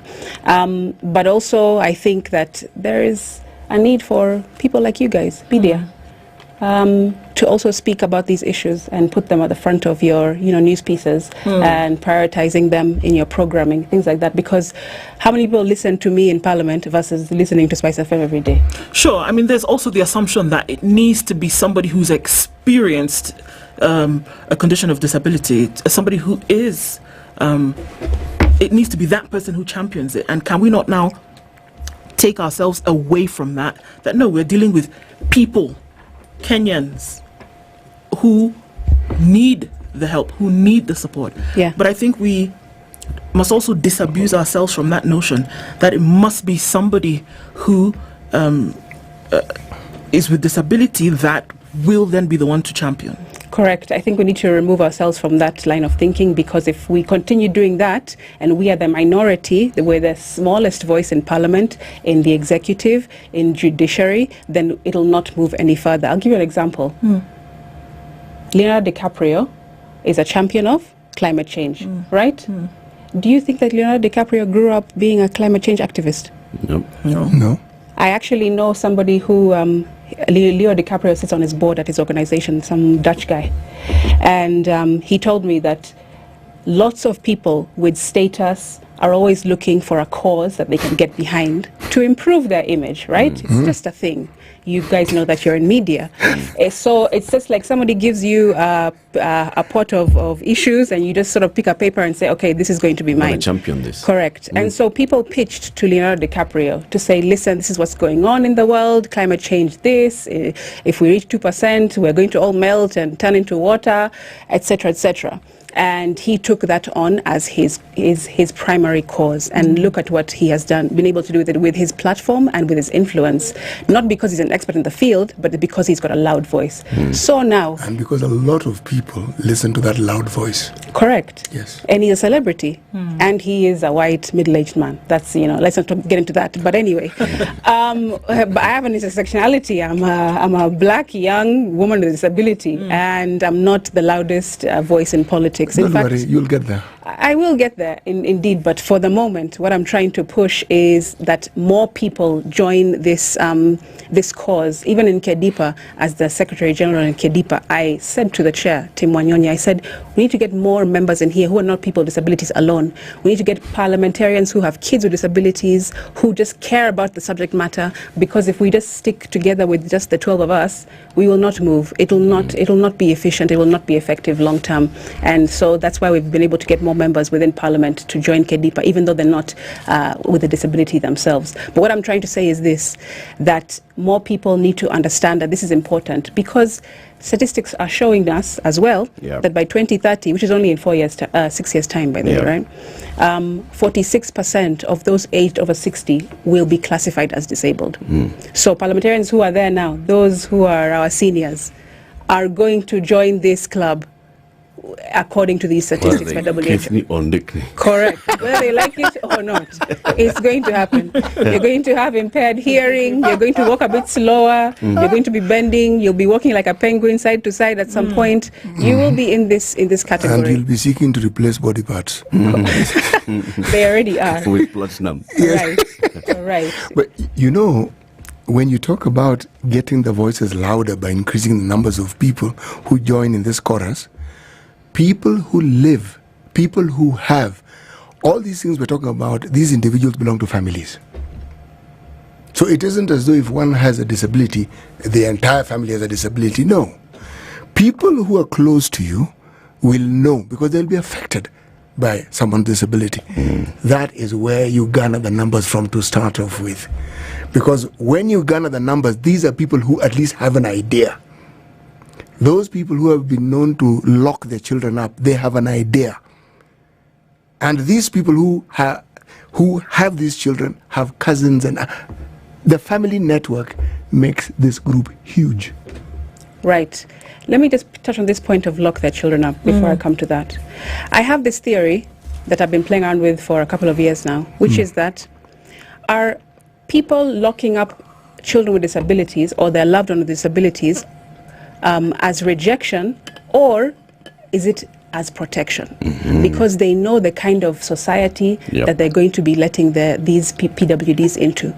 Are you locking them away because you don't love them, or because they actually do love them? Right? If you send a child with autism out in the street, like I say in my in my research, and what I'm calling for the whole of this month in World Autism Awareness Month, is kids with disability with autism are prone to wander.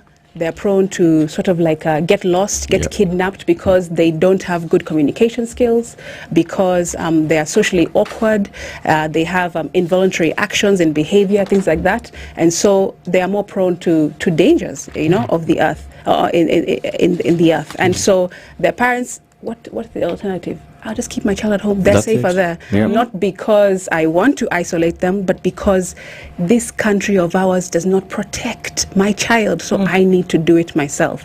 That's the theory that I'm going with. I just thought of that. It's a very good theory, and there's sufficient evidence to support it.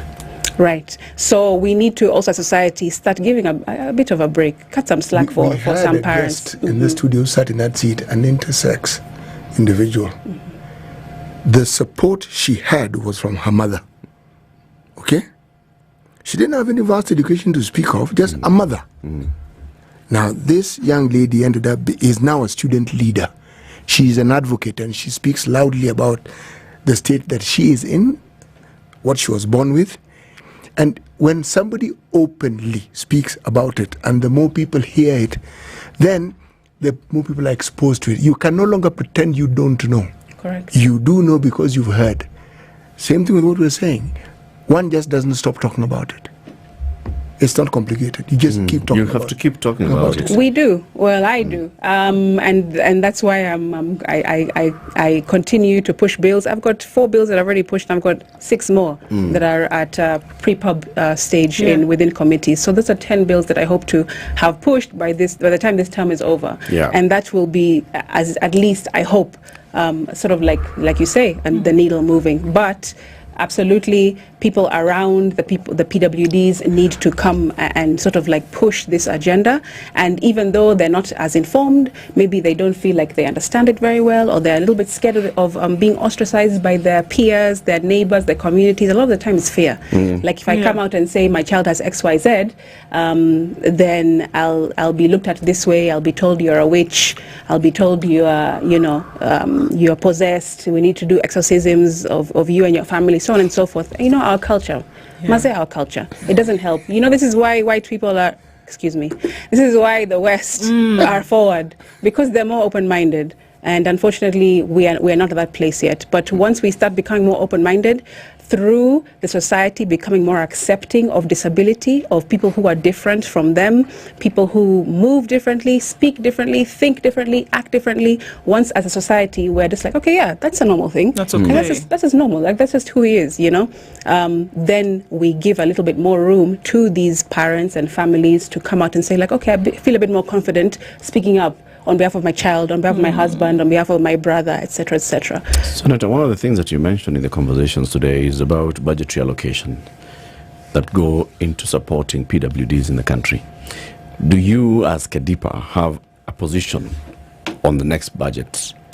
Like, do you have a minimum amount that you're pushing and advocating through your fellow members of parliament and saying, let's allocate this much that goes towards persons with disability in the country to support A, B, C, D? Well, through KEDIPA, most of our members are in National Assembly, right? National Assembly, as you all know, are the ones who do BPS. We can't touch it in Senate. We just sort of like sit and are spectators on the sidelines. But 700 million as a start is something that can at least boost this sector, because currently the National Council for PWDs get around 200 million to do all their activities, all their programs across 47 counties to make sure that people are registered, to do early interventions, to give assistive devices and equipment, to do trainings and workshops, so on and so forth. 200 M peke. Okay, and that's across diverse disabilities, because there are so many different types of disabilities, right? And so 200 million is very, very little. So your recommendation as KEDIPA for this next budgetary cycle is 700 million? As a start, yes, because we're trying to be progressive. I know that different commissions will, give reasons as to why it's not as important, because of the numbers, If we are not counted, then we do not count. Sure. If we're not counted properly, then we do not count in these types of conversations, and that's the issue. And this is why we need to push for a special census, right? And I'm trying to, through the majority leader of Senate, trying to be like a chariot have senator. The right numbers. Correct. Let's just give us some budget to redo the census, but only for disability before 2029 or whenever the next one is. Because right now we're suffering, and because of these numbers, you are telling us because mko wachache. This is how much you can give you. Correct. Yes. Okay, Senator, thank you very much for joining us today. Thank you. And all the best with all the work that you're doing. We'll keep asking you to come back here, and we'll keep pushing and asking you what you're doing as an individual senator and collectively as KEDIPA and the others. Senator Crystal Asige has been our guest on this day as we all mark the World Autism Day. Keep it here for more conversations. Coming up in the next hour, we'll be talking to a member of the National Assembly, and there ask them. We'll ask about the budgets. That too. It's 9 a.m. Good morning.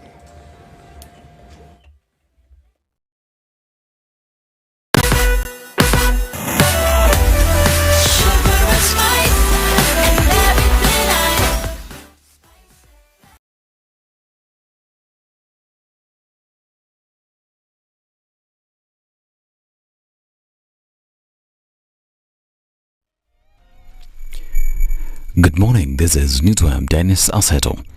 The Meteorology Department is urging you to be cautious of the heavy rains pounding several parts of the country. In its latest weather forecast, the weatherman says Central Highland, Western Kenya, Rift Valley lowlands, Southeast Coast, Northeast and Northwest parts of the country will experience heavy rains. Meanwhile, Turkana, Marsabit, Mandera, Wajir, Isiolo, Garissa, Tana River, Lamu, Kilifi, Mombasa and Kwale counties will experience the opposite, that is the extreme heat.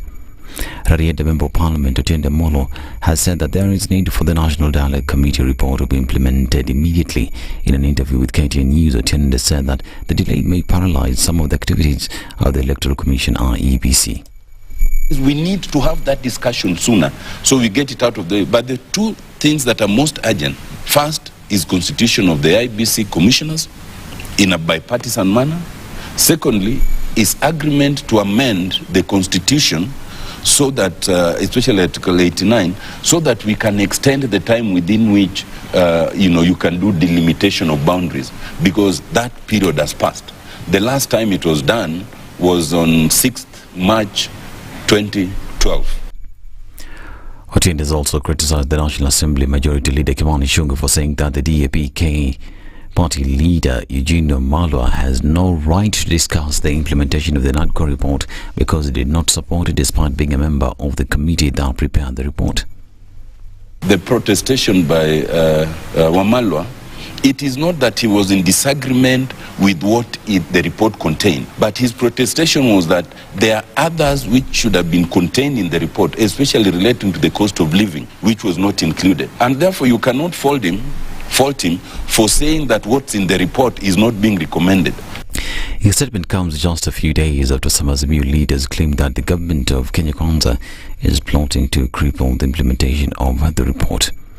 A new bill seeking to end the National Assembly and Senate rivalry seeks to address potential legal loopholes, as was the case during the petition of the Finance Act 2023, by prescribing procedures for ensuring seamless consideration of the legislative business of each house.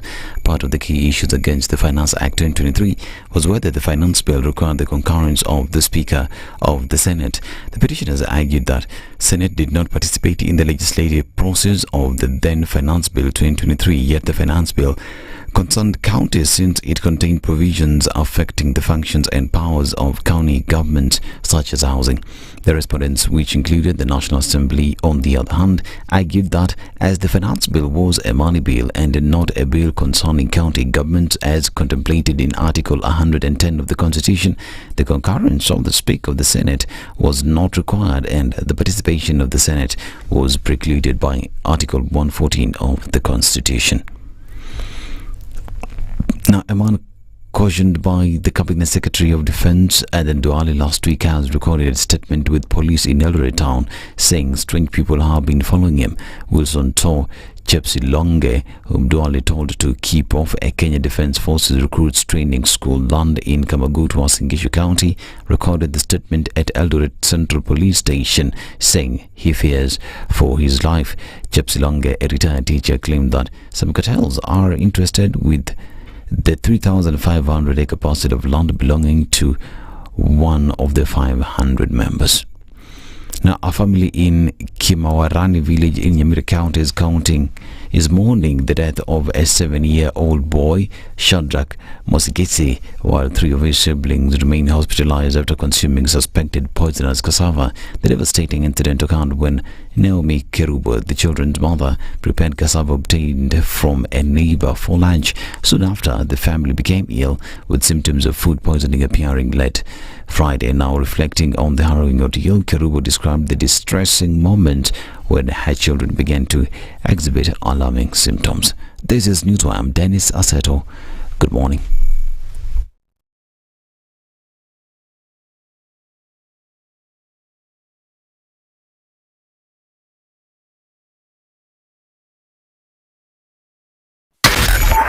.4 Spice FM, Nairobi. Of the hour, what's happening in the CBD? That's where our focus has been a lot this morning, because there's been quite some traffic there today coming through towards Murang'a Road off the Thika Superhighway, and that still continues to be very crazy. It's bumper to bumper all the way from the Thika Superhighway through towards Murang'a Road, around that overpass at the Globe Cinema, and then coming in from Kipande Street as well as Limuru Road. My goodness, it's still pretty messy this morning. And Kiambu Road is also adding to that, adding on to Muthaiga Square. So we're going to keep an eye on all of this for now. It does look pretty interesting. It's going to take some time to get out of this one. Most of our other roads are not having a problem this morning, and we're going to keep checking to see how that diffuses over time. Let's talk on SpiceFM KE on X, hashtag the Situation Room.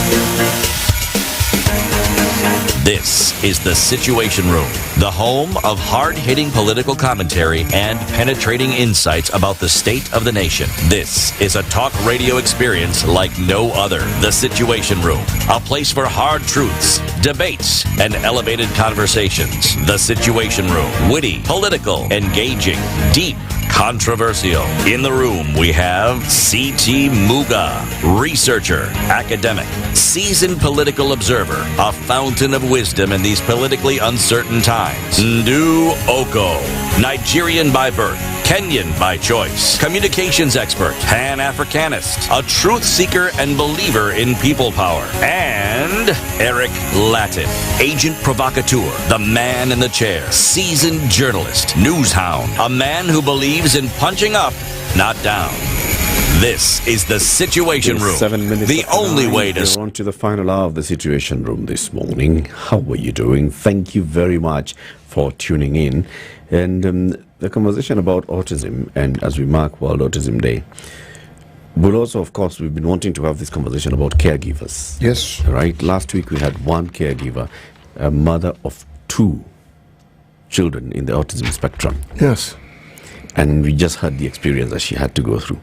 First of all, because of having one and then getting the second one, she had to deny for a while that the second one could possibly not possibly be. How? So it took a long time before she started actually putting in the interventions for the second child who had autism, and that had an impact. Even to her today, she still looks back and thinks, did I wait too long? Could I have done something different? Could have done something different. Could have done something better. Would it be different? Would it be, because they are different, the two brothers? And then I can imagine the people who don't have the means and access to information, access to all this care that we talk about. And there are many. Of the 2.2 million people that we talk about in Kenya, and Crystal, of course, is saying there are more, could even be double this number. Imagine if there are 5 million people with disability, or 5 million people in the autism spectrum in this country. Do they know? They don't, especially when you understand just how broad that spectrum is. Because someone is looking for some extreme symptoms that would clearly point in that direction. Some of those symptoms are not extreme. That person may just look a little eccentric, that's it. Yep. Okay. But the thing that I find interesting, you've said the numbers are 5 to 7 million. What about if you now add their family members? No, it's a large enough group to have a very, very serious voice. Yep. Because when you start with people with disabilities and then you now segregate it into autism, you're talking about other development and so forth. Yes, exactly. You'll be a force that has to be reckoned with. Yes. But the thing is, they've got, first of all, to even know and get the support. Because just imagine if you don't have all those things, just like Crystal was saying, if you're locking your child up, because that's the best thing that you could do. That's the best protection. That's the safest space. You are thinking, okay, so we need to go for tests. How much do these tests cost? Okay, come on, I cannot afford it. I need to take this child to school. Maybe the child needs learning assistance. I cannot afford that, so let the child stay at home. Like, all those things hamper you from even having a voice. They do, and but coming together and just raising the voice. There's something else that also hampers this progress. It's called stigma. When your child has a disability, the denial you speak of is accompanied by stigma. You do not want to talk about it. You don't want people to know. And in that process, the very process that you could have engaged in to ensure that that child either is assisted early so that the development is not as adverse as it later manifests, all that goes out of the window. I say this because when I worked in the field of HIV and AIDS, it took two very brilliant young clinicians, medical doctors whom we had, to understand that, we are not going to be able to sort this thing out if we don't involve the family. And they said we will not be able to move the needle in any direction if the family is not involved. And the logic was, this person comes from a family. If we want this person to live without this adverse stigma that they're dealing with, their own family have to be accepting. And the way to do it is to bring them in so they understand what this thing is all about. And they'll also help this person in the medication process. In those days, when you talk about antiretrovirals, and I say this in humor, it's like someone's giving you an entire pharmacy. You are given so many drugs, you're not even sure what to do with them. You walk around with a handbag. Handbag, what sack? I mean, okay, the drugs were just very many. And just taking them, in other words, was daunting. But once the family was involved, one found that the adherence to the process became easier and easier for more people. And then children were also brought in. And many of those children you found in families where a parent or both parents were HIV positive, you would find a child or two who were also HIV positive. So it was possible for them to also get treatment. So a lot that had previously gone horribly wrong stopped going horribly wrong. That's why you hear me saying the need for families to be involved is paramount to sorting out the stigma issue and all these problems around this thing, because then you don't feel alone. You don't feel as though you've been abandoned. Absolutely. You create a situation whereby it's normalized to speak about it. Because what often happens within families whereby you have children with disability or even an adult with disability and those who are considered quote unquote normal is that the individual usually is isolated from the rest and that you don't really talk about it. You just say, okay, yes, well, your brother or your sister is sick and that's it. You don't share the intricacies, you don't share the details, you don't share the burden. So you as a primary caregiver, whether you do that as your on your own or you do it coupled with somebody else, usually bear the burden of not sharing the information. People ask questions and they've become so conditioned to being given the same answer because you're protecting a situation. Can you imagine how much more supported individuals would be if they shared that burden of care from the very beginning, whereby you're sharing information? This is actually what's happening with your sibling. This is actually what's happening with your parent. Let's start from there. Let's normalize talking about it at the very basic unit. And if we do that, can you imagine how much easier it is? It would change a lot. Completely. I'm thinking about, for example, something like diabetes. It's been normalized in the community where somebody who has diabetes will come and say, "Niko na sukari." And we understand. Yes. Mimi usiniwekee chumvi, mimi usiniwekee niko na sukari. And it's, you know, you understand, you see, okay, so if the person is starting to take medication, you understand what they're dealing with, you know? If we get to that level with all these other challenges as well, medical challenges, then we are getting somewhere, because it opens that conversation, like you're saying. It opens the conversation and allows people to then deal with issues. We're waiting for our next guest, who is Titus Loter, the MP for Kacheliba constituency. Where is Kacheliba? In which county? Kacheliba is in North Rift. It's in West Pokot. Yes. I believe. It is, yes. Yeah? Yes. So he'll come, we'll be talking about very many things, including, of course, the insecurity issues in West Pokot County and the neighboring counties there, talking about corruption and the role that the power that corruption is having on our system. As we talk about all that, remember, doctor strike has entered day number what again? 21. 21. Okay. It's the 21st day. And the clinical officers are saying we are joining. Yeah. Yep. Hey, page 2 of the Standard says, patients were dealt a significant blow yesterday after clinicians made good on their threat to down their tools. Major hospitals across the 47 counties were affected by the clinical officers' strike. At the Coast General Teaching and Referral Hospital, beds were empty yesterday. Health officials said the strike has worsened the situation caused by the ongoing one by doctors. Only a handful of health workers and interns were going about their duties. One of the health workers, who did not want to be named, of course, said the real impact of the strike would be felt starting today. The doctor strike paralyzed operations. The worst is yet to come. We expect the full impact of the clinical officer strike today. The health workers said they were on standby to handle only emergency cases as operations ground to a near halt. In Taita Taveta, dozens of clinical officers who are currently managing public health facilities in the absence of striking doctors were busy serving patients. We are on duty today serving patients. Only the labs and pharmacies were not open yesterday as the Easter season comes to an end. So if clinical officers then go on strike countrywide, doctors are on strike, we do not have interns. Interns form 27% of the health workforce in those hospitals. It means what? It's all ground to a halt. Yep. And because you can imagine if you go and you're seeking referral for a condition and they're asking you to go and get a test, blood test, urine test, whatever other sample you need to get, those fellas are not going to be there. What happens? Who's diagnosing?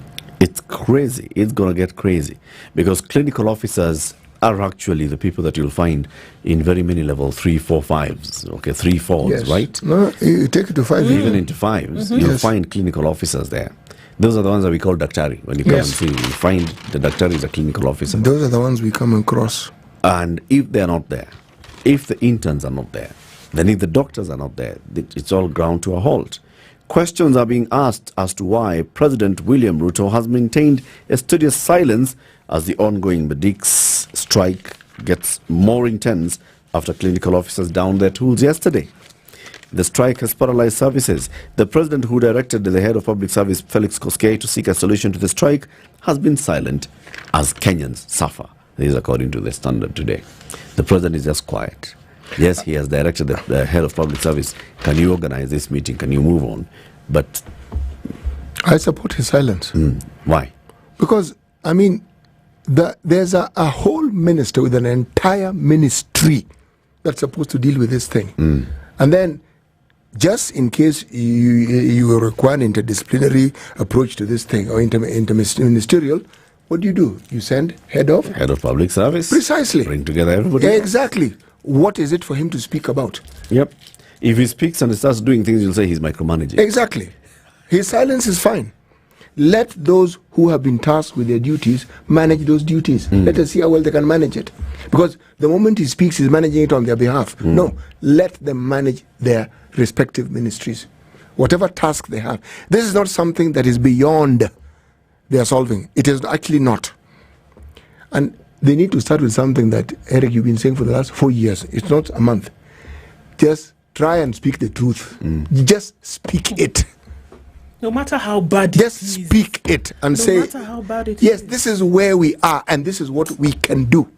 Okay? You know, this thing of budgeting, when you talk about it, it seems like this a huge, enormous elephant that moves as a whole, and the parts are also just one unit. No, the parts are separate units working as a whole. There are individuals who fund us to some very, very huge amounts every year. Yep. There's something called replenishment. It's an amount that is equivalent of, I think, if I get it right, $6 billion for 3 years. Okay? What do you think stops these people from actually talking to those who fund you and say, can we divert some of this money for these training purposes?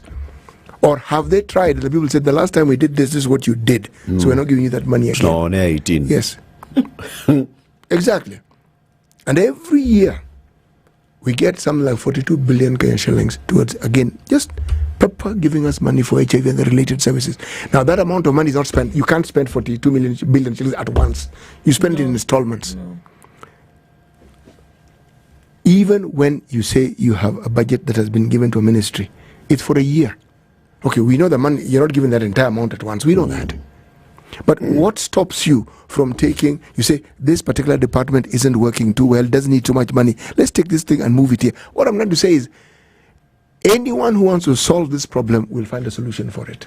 They can solve it. Yes, they can solve it. If they want to. Yes. Yes. Let me tell you something, and I really do believe that human beings are resilient. When I speak about the resilience of Kenyans for a reason, look here. Just this thing about giving people the true picture. They will be mad for a minute. They will call you all sorts of things, useless, whatever. But guess what? You have put the cards on the table as they are. You are not holding anything close to your chest. You have told them, look, truth be told, because anybody can see it, can't we? That money that should be coming from Exchequer is not coming in the manner in which it should. You also know, you live in this country. You see that the debt obligation is through the roof. You get that. But if somebody is telling you the reason why they've not been able to do 1, 2, 3 is because number one, you don't have money. The things that you've promised to do in the past, whereby it doesn't even have a monetary obligation, you've not done. They're going to mix the two. Yes. They will mix the two. So why can't you just say, look, guys, today we can decide to hire all the interns that we need to hire. But guess what? We can only afford to pay them, maybe for the next 1 year, at 50% of the requirement. Because that is what we have. Or that is what we're able to do. If you're being truthful and honest about the situation, even if you don't have, you have zero. Yeah. You have zero. We have nothing, guys. But we know that this is what we need to do. Understanding that there is this obligation, that there's a commitment on their part. But what we get is this almost patronizing, almost arrogant stance to some of these things that, if anything, it puts everybody off, and they say, okay, you know what, damn the thing to blazes, we are going on strike, we're not coming. Yeah. So when we had Dr. Amoth here, and he said, look, over the years we have increased the number of students that we are training in medicine over the years. Yes. This is not a sudden thing. He said over the years we can see we have increased the number of universities that we have that are offering medical courses, so therefore more and more people are graduating, and so therefore more and more people are applying for the internships at the end of their graduation. Okay? But whenever we go to the National Treasury with this figure, we are rebuffed. Whenever we go to Parliament, it's cut back and we're told, you know what, we can't get to this far. But the budget for health has been rising. So what are these things that have been increasing in the budget for health at the national level, if not training? Exactly. So what is it? And are you saying that they have not been able to have a conversation in the National Treasury to say, so this is how we can increase it, this is what we can do, this is how we can get to cover this gap? What are we talking about? We need the doctors. Yes, we do. Lynn Mengich has told us these are critical areas. We need to hire doctors, we need to hire teachers, we need to hire security personnel. These ones we must do. We are nowhere close to where we should be when it comes to this particular staff complement. So we know that, and we are training more and more now, which would afford us the opportunity to hire more and more. But we are not able to because, budget, this and the other, this and the other. What kind of conversations are happening in every budget cycle? Honestly speaking. But I've thought about something, just had an epiphany. It's not possible for you to be completely honest about a lack of resources situation for a fundamental sector of society if on the other side you're showing affluence and spending and wastage. No one will believe you. Nobody will believe you. You can't say you don't have. You cannot say you don't have if the money you're spending, people have told you you're wasting. Even people within government have said there's waste. Mop up 300 billion. SRC says, well, we waste money here and there. How can you honestly now come and tell people who you should hire and pay that you don't have money when the left hand is doing this and the right hand is doing another? Ministry of Finance, Treasury have spoken on the subject and said, we need to tighten our belt. We need to do this and cut back. They've said it. Now, you can't just start by cutting back on the critical areas. Even if you have to do it, you've got to do it. You have to prorate it. The critical areas are not going to take the bulk of the cutting back. It's those other areas. How much of this excess fat are you trimming, and where are you taking it? And where is the excess fat? Let's start there. Yeah. Where are the things that we are doing we don't need to do? Then, as if that doesn't get any... Is it better now or worse? It's worse. Okay. As if it doesn't get any worse. A day doesn't go by whereby County X, 121 million misappropriated. County Y, 200 million unaccounted for. County Z, 500 million, blah, blah. Project not completed. Pending bills for projects done. 1, 2, 3, 1. It doesn't help. And here we are saying that the country's sick cannot be attended to because there has been no agreement that has been reached between government and the people that you hire to be medical practitioners. I mean, for crying out loud. And it's all report after report. The Ethics and Anti-Corruption Commission, which will be investigating corruption, comes up with a report and says this is how corruption is thriving in counties. My friend, when we're looking at the Auditor General, the Office of the Auditor General's report for the year 2020-2021, they cited 6 counties. The sum total of expenditure that cannot be explained. And when we say explained, what do we mean? We mean they lack documentation, things like on invoices, vouchers, yet money was spent. Procurement laws were breached completely. Payroll, databases, you can't match the two. The sum total that these counties, I'll mention them, Nairobi, Murang'a, Baringo, Narok, Vihiga, Kisumu. Okay? Now, 25 billion is the sum total that cannot be easily explained. Meaning it was expended, but nobody can, there's no receipt. Yeah, you can't really tell where this thing went because there's no documentation for it, but it's not there. How is it possible that you spent the money and one cannot document where the money went, yet you spent it? But this is a story we hear from the beginning of devolution. It's just gotten worse with time, and the amounts that can't be accounted for have just become more. It's completely disheartening just to think about it, which comes back into that conversation we were having earlier. The attitude that we Kenyans have with our public service is to go in there and grab. It's extractive. I'm elected as a governor. The first order of business is how am I channeling that money out. I'm appointed as a CECM, as a CEO, as a director in a county government, and the first thing I'm thinking, okay, so hapa pesa itatoka wapi? Tunakulia wapi hapa? That's the whole thing. My friend is appointed as CECM. Now I start thinking on his behalf how we are going to get that money from the county. Imagine. That's what you're thinking about. All the first order of business is okay. My pocket. Wewe umeingia CCM nini? Infrastructure. Okay. Trade ni masoko. Unajua tunaweza osha soko. Na tuisafishe na iwe clean. So kila soko tukisema 1 million every week. Sio sawa. Sawa. Kwa soko tu moja. And that's the areas where people are just, all of us are thinking about.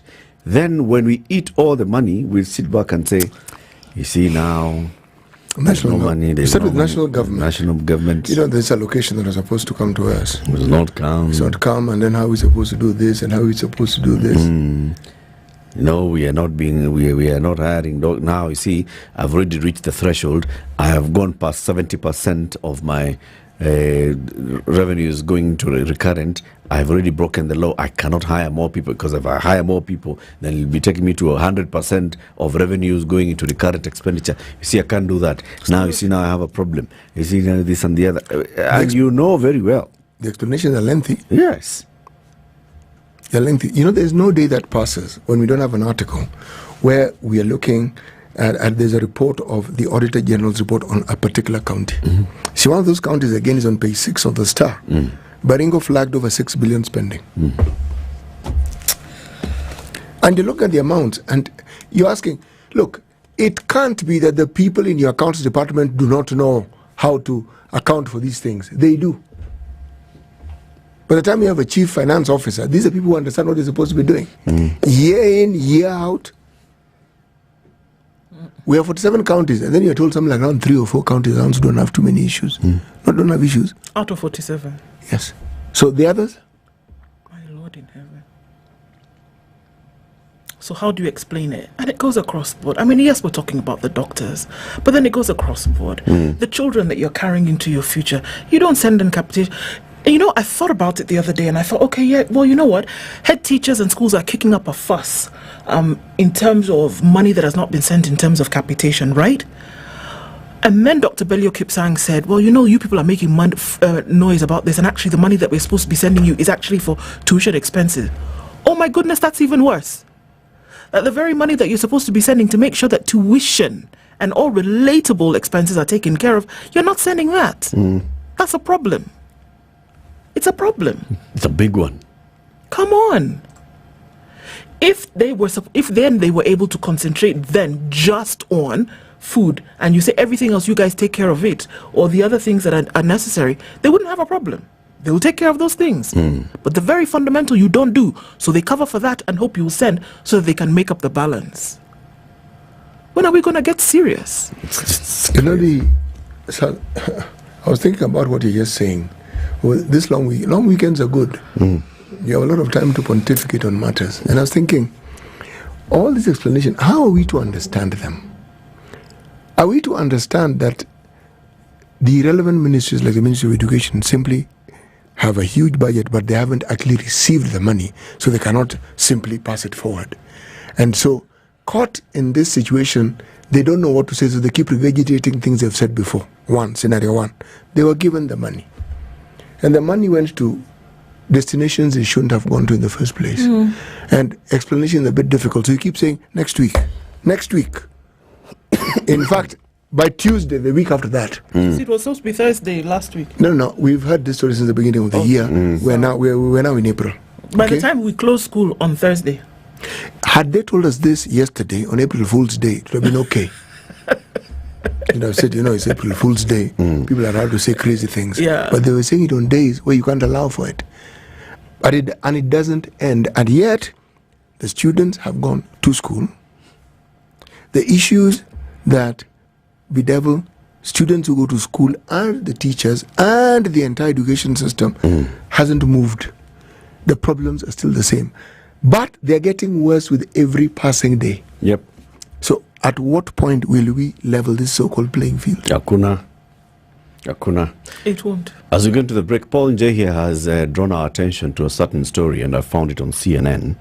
This is a story published in March 2018. The headline, hundreds of doctors in Canada are protesting. They say they make too much money. So the story goes, what would you do if you and your co-workers were getting raises totaling $700 million? If you're like a group of doctors in Canada, you'd fight it. Some general practitioners and medical students, specialists in Quebec, have signed a petition saying they do not want the hundreds of millions in raises that they got after negotiations with the provincial government last month. Instead, The doctors say this money should be redistributed to fund more nurses and other healthcare professions and to make care more affordable to their patients. They say these increases are all the more shocking because our nurses, clerks and other professionals face very difficult working conditions while our patients live with the lack of access to required services because of the drastic cuts in recent years.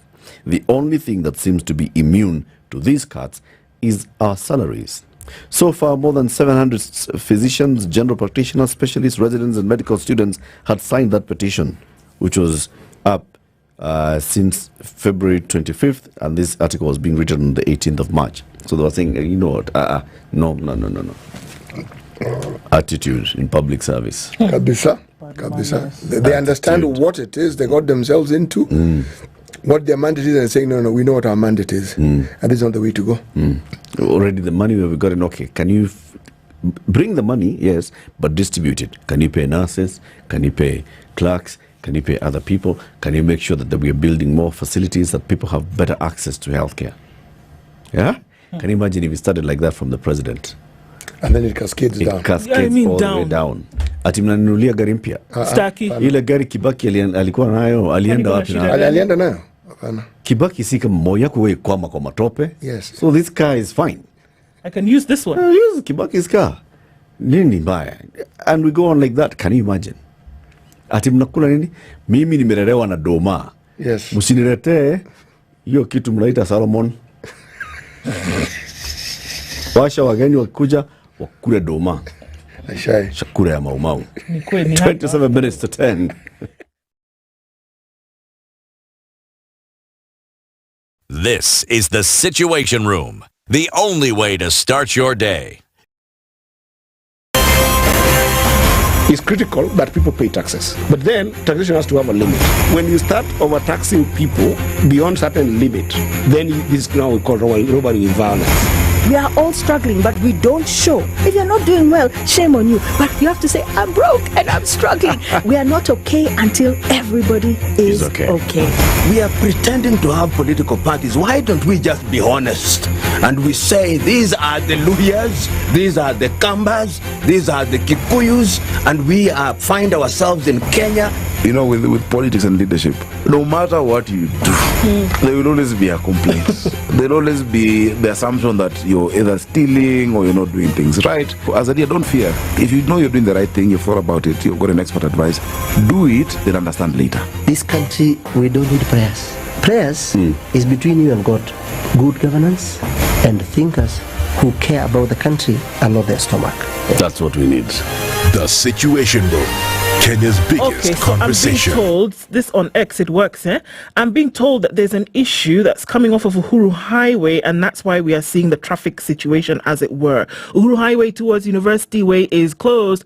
The cops are diverting traffic towards Kijabe, or that road behind the University of Nairobi. That's where we see that whole mess happening. I saw some cranes there early in the morning. Yeah. So that's happening it's those guys who come and just start digging up the road because anyhow. We can on Tuesday morning at 4 a.m. And so this is what it creates, and looks like it's going to be a whole day situation. And when they say when the city center catches, or rather starts to sneeze, the whole city catches a cold. We're going to keep an eye on this and see what happens through the morning. Talk to us, SpiceFM KE on X.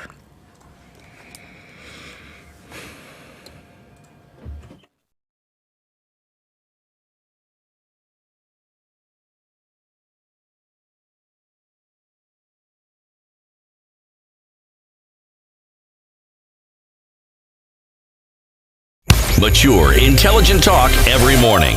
Spice up yourself. 24 minutes. Mornings done right. 94. He's not coming. Okay. It's okay. Titus Lotte is the Member of Parliament for Kacheliba constituency. He was to be our guest. He's telling Ednah he's 5 minutes away. since 8:25. Yeah. Okay, and it's how. So a problem may have arisen. And it took away the 5 minutes. Maybe it's that. It could be that Uhuru Highway, place, UN. Yes, because usually it starts in one spot. You give it some 20 minutes. Other areas that are not, you would think are not related, suddenly get affected. Yeah. So we've decided that that's. But he can't tell us the truth, can he? That's a little difficult, isn't it? Yes. Kuongea ukweli, that's why we draw the line. I mean, you're trying to climb it with oily hands. Tricky.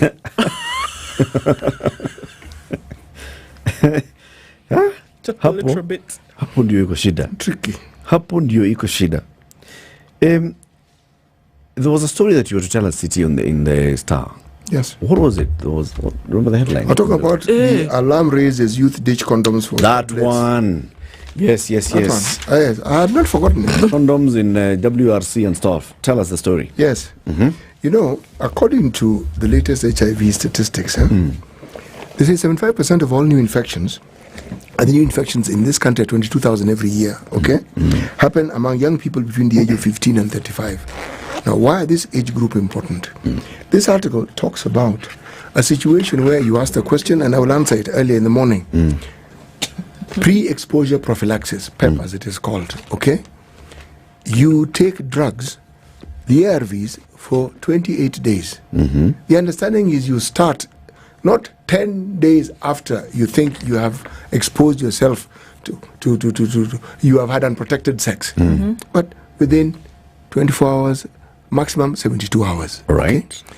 This story talks about the numbers of people seeking PrEP as having increased. So they talk about having used condoms. Wait. There's PrEP and PEP? Oh no. Or is it the same thing?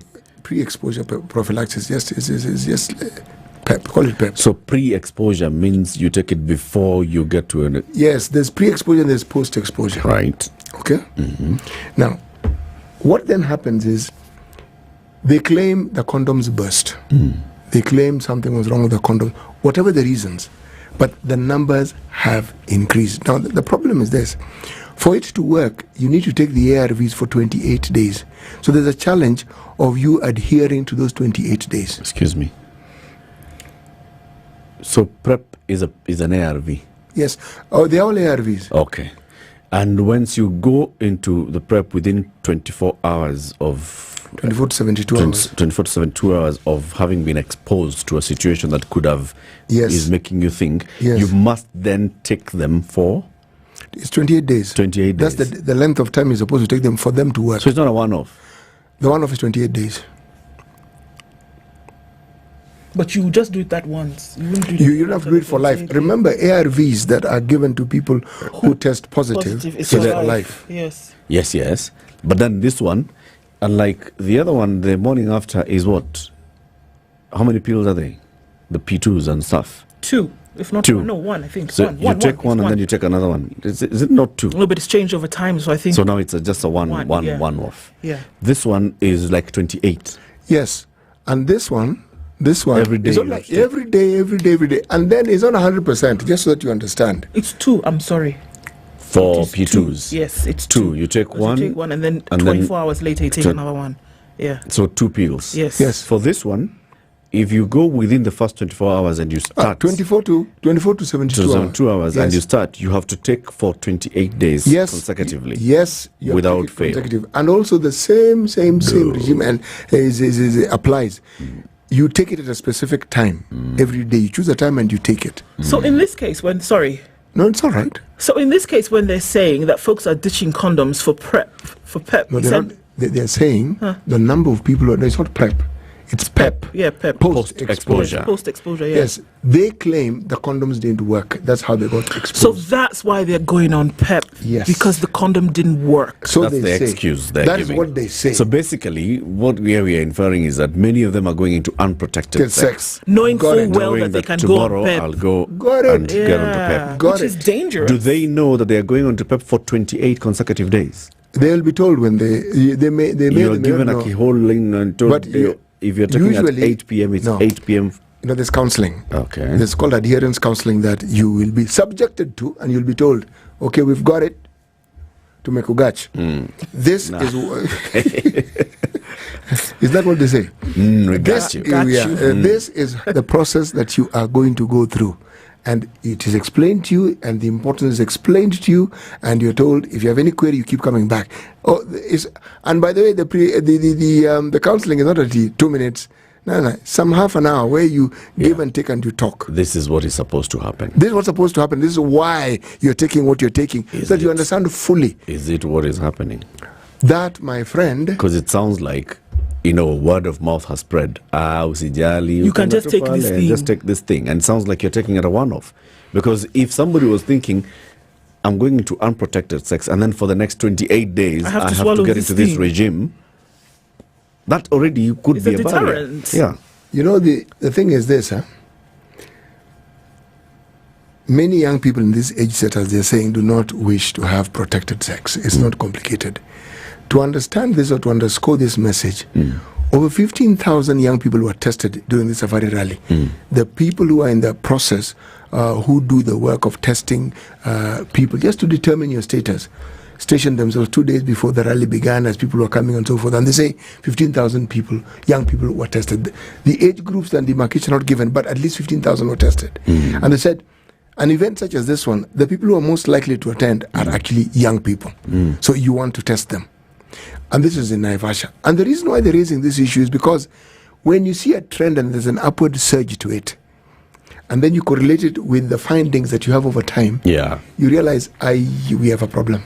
Now, the question you asked about, yes, the adherence, the reason why that length of time is taken for adherence and you are asked to come back if you have issues is because it is understood. Taking any drug for 28 days is going to be a problem for most people. If one is required to take drugs for maybe even a week, they have a problem. 1 week, there's a problem. Now you tell me, you're telling someone to take drugs, and it's not one drug, 28 days. There's likely to be a problem. It's going to be crazy. Yes. But again, the thing that isn't stated in this article is, when you look at the thinking of the people who are taking these drugs, do they really understand that if thank you, you've answered the question before. Even before you finish. Yes. I don't even know. No, you're right. The answer is no. That shows that the trend in the market is that PEP has replaced the morning after pill. Yes. The emergency pill. Yes. All right. In terms of how people are misusing the morning after emergency pill, just, you go and then the following morning you're getting to a chemist and you're buying. Now they're thinking, actually, this one is even better. This is for HIV. So they're even maybe taking both. Take this one for pregnancy, take this one for HIV. Twende. But how are they accessing it?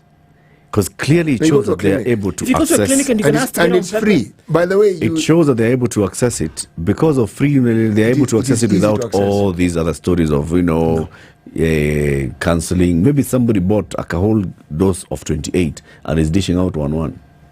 It is very likely because one of the things we observed about giving people medication to last them a month, they became the village pharmacist. Yes, you distribute. Bado nimebaki na zangu hapa. Or someone comes that you have got this thing, aches and na hiyo isikusumbue. Kuna dawa niko nayo hapa, kwanza ni mingi. Those aches and pains and funny things. Just take 1 or 2. Just 1 or 2 and you'll feel better. The problem is you then become resistant to those drugs. And then your real problems now begin. And when you're young, this is a problem you're going to be for the rest of your life. Just that you understand. Ask people who have been taking even pain tablets over a period of time and ask them some of the problems they then endured later on. Some of them renal problems. Some of them other problems related to even, my goodness, I have left that statement. I think we need to get, now it's called National Syndemic Diseases Control Council. Right? Dr. Masha to come. In because fact, they're the ones who raise this alarm. Yes, it is them. Let them come and explain. I think we can't run away from the dangers that this poses, right? Because what information is being shared out there, just like you said, could be a guy who's popping pills to folks and say you just need 1, when you know that medically, from that point, you need the 28 days, right? And it's a cocktail. I'm assuming it's not 1 pill that you pop. It's not 1 pill. It's a cocktail. And this is now saying, just by the name, pre-exposure or post-exposure. Post-exposure, that means that if you're exposed to anything that could bring about the infection, that what we're doing over the next 28 days is that we're taking care of that so you don't get affected. There is no drug. I don't care if it is free. I don't care if there is no drug that will not have an adverse effect on your body. They all do. They all do. They all do. Now you can imagine the manner in which people are taking this, and then some tomfoolery will trick you into thinking that you can do 28 days in April, and then you can come and do another 28 days in May, and you'll do another 28 days come September. I don't even think they're doing 28 days. If you My can friend, do it if they do a week. Now, you can imagine what that does to psychology. That if somebody tells you, well, you can do whatever you need to do, we can get you on this thing and you'll be fine. Boss, see, you'll just be now free for all. We have seen it happen. It has happened. With the emergency pregnancy contraceptive. The emergency contraceptive is used, so this week you have unprotected sex, you go and get. Yes. By Friday you have an unprotected sex, again you go and Another get. I one. mean, that's it. It's the normal. Every time you have, okay. I can just get this. You're going out. Yeah. Yes. Every time you're going Right. out, you just know you have these things in your handbag. Hata stand kwa chemist, nikonayo already, mimi nimejipanga. Yeah. It's the same thing that could be happening with this PEP. Oh, but that's what's happening. That you walk around with a kanini and nakunywa mbili tu. Nakunywa asubuhi. Ni kama tupi tu. Nakunywa asubuhi leo na kesho tena asubuhi after 24 hours. And that's it. Na mimi Eric, the really strange thing about it is the moment someone goes for PEP, it means the risk has already happened. It's post-exposure. Yes, you've been exposed already. So if one is thinking that we are out of the woods, and that HIV is no longer a problem, HIV is a very big problem. It's a big one. And if you look at the trends, even the conversations that are happening on social media now, there are several things that are happening. So number one, there's this PEP and PrEP. And then there's the test kits, the rapid test kits. Yes. So people are meeting up for the first time, strangers, and you just, tuko na kit, pima, yako ikoaje? Tuko sawa. Twende kazi. And that is happening. And by the way, we can test HIV with saliva now. So you're testing and then you're saying just in case unajua siku hizi nasikia hiki inachukua 2 days, unajua sijui alikuwa na nani mchana meza pia PEP na meza pia P2 sababu staki ball. Yes. All those things are organize a nice combo. All those things are happening. Oh, yes. my goodness. So beyond that, can you see the problems that we have just created and how they're looking forward? What is the sort of issues that these young people have exposed themselves to beyond the disease? It's a lot. It's a lot. Nishida. And it is the norm now. I mean, they're talking about safari. This is what the people that the NCS is a syndromic control, disease control. What is syndromic, was it?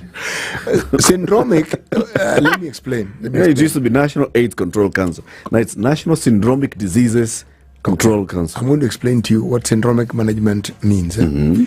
When somebody looks at you and says, uko na malaria, that's syndromic. That is syndromic. Ipoje nishika kichwa, Yo ni malaria. Pana. Then look at your eyes, hii ni amoeba. Just like that. Unakohoa, hiyo ni TB. Yes.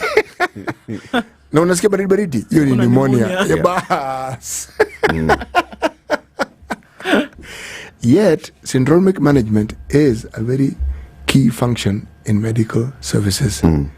Because there are things you can look at and you can say, the signs seem to indicate this. Not that they are, they indicate. So why don't we go and then test you? Okay, that's the syndromic management. We don't know, but the signs tell us this, so why don't we go and get you checked up? And so that we ascertain what it is that you actually have. Yes. This cough which never ends. Okay? No, the likelihood it is this and this and this. Let's get you checked so that we find what it is that's actually bothering you. Now remember, many of these things, people may think it's one disease or the other. HIV, remember what it does? It reduces your immune system to the point where it can protect you for almost any disease known to mankind. So when one sees some of these diseases that never seem to get cured, the test you need to go for is the HIV test. It is very likely that you're HIV positive. And you actually don't know it. Father Lord.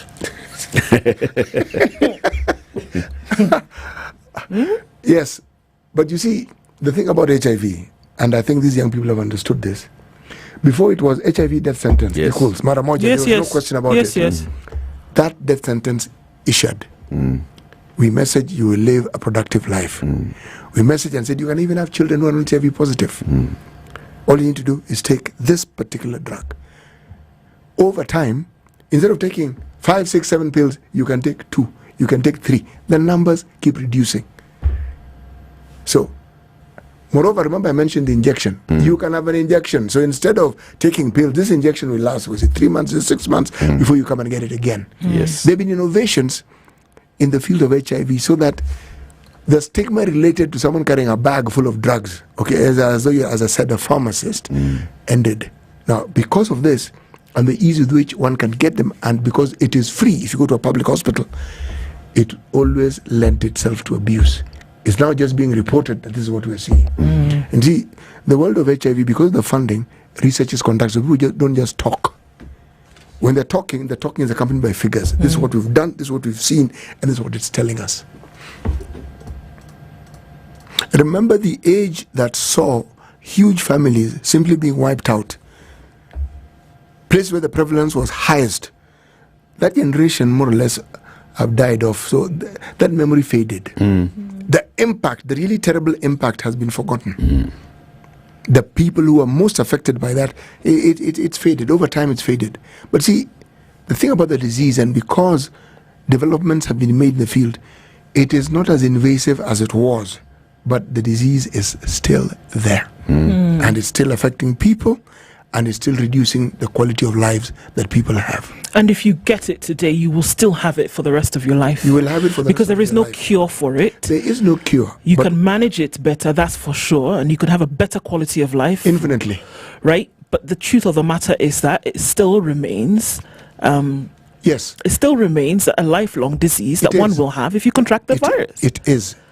Once, the thing that it can do for you is if you take the medication as is required, you'll get to a point where any test cannot sense. Capture it. No, it will not. They can do a sensitive test for you, they can do an ultra-sensitive test. What does that mean? Does that mean that your immunity has now... The viral load has gone down completely. So what has that done to your immunity? It means that your immunity has become stronger. You see, what happens is the ARVs deal with the virus. When it deals with the virus, the pressure that was on your defense system is reduced, so it gets stronger. Yes. And so with the time, but that doesn't mean you are weaned off the drugs. Of course. No. You've got to maintain. You've got to maintain. I'm not certain whether, because I haven't seen any research on the matter, where you are now in a position where you can take less of what you did because your body can manage it. I haven't seen any research of that nature. But what I do know is that the burden of having, God knows, I said, a sack full of medicine to walk around with, that one came to an end. And when they also brought about the process where you can actually receive an injection. I mean, the world of HIV has come up with many innovations where unless you decide to tell someone HIV positive, they will never know. Exactly. There's no telltale sign just by looking at you syndromically, Eric, that this person... Syndromically. Yes. Okay. So, there we are. So these youthful people are not basically just, they're only saying, all right, so this, if I take this, I avoid pregnancy. If I take this, I avoid HIV. If I do the tests, then this whole condom story, then we have to change the conversation around the condom story. Yes, because they're doing all these things to avoid the condom. That's it. At the end of the day. What is it that is making people feel, I don't want a condom? Why? Well, they let me tell you what the research that I understood and was involved in, some of the things that I know from a time gone by, and this is not in the previous century, just that we understand each other. The other one. No, it was just this century. Okay. Just this century. People talked about the loss of sensitivity when you used a condom. It's not very enjoyable. That's number one. You're not feeling like you're doing. No, you're not feeling like you're having a good time. And the whole purpose was to have a good time. Right. Okay, right.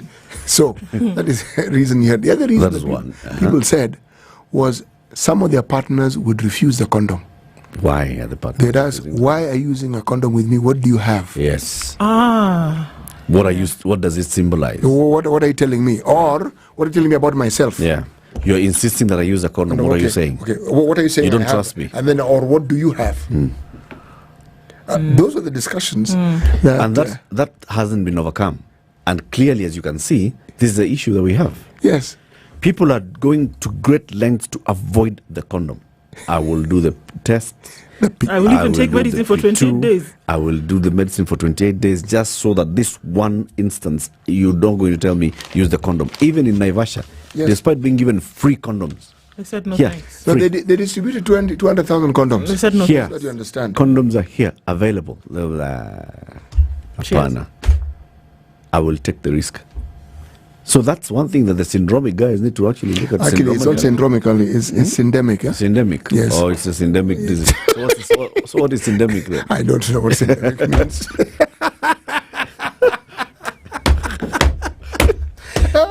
It's the National Syndemic Disease. It's the National Syndemic Disease Control Council. Thank you very much, Eric. Yes. Yes. Dr. Marsha, we need to invite her here. Yes, her name is Dr. Ruth Laibon Marsha. Yeah. But you know, we're talking about some heavy stuff here, right? Yeah. Oh, yes, we are. In terms of what could actually happen to anybody who then wants to play in these very, very dangerous waters. And I think that the message remains the same when it was during the ABCs of HIV until today, where we're saying that, it has not taken on a different face. It's the same thing. It's the same thing. And if anything, you must be a lot more careful because you would never know. Yep. We're talking about some serious stuff, and I don't think we can insist on it enough.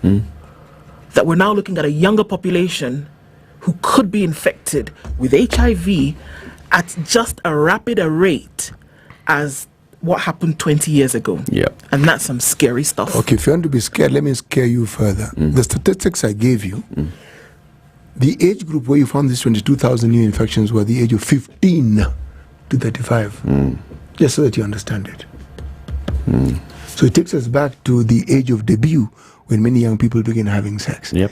Now, what complicates this thing further was that very many of the young women who are tested HIV positive, if you look at the history, the partners who could possibly have infected them were much older people. Now, these much older people, some of them most likely had families, had wives, had children. The story of HIV is not a pleasant one. This is not. No. And it's not an easy one to have. But again, like most difficult conversations, we must have them. We must. And the syndromic people, they must come. No, you've changed it. Syndemic. Okay. Sindano. Thank you for tuning in to Kenya's biggest conversation today. It's been great fun. We will be back here tomorrow morning from 6 a.m. again to 10 a.m. And those who are watching this conversation much later on YouTube, asante pia for catching up with the conversations. Have a lovely day.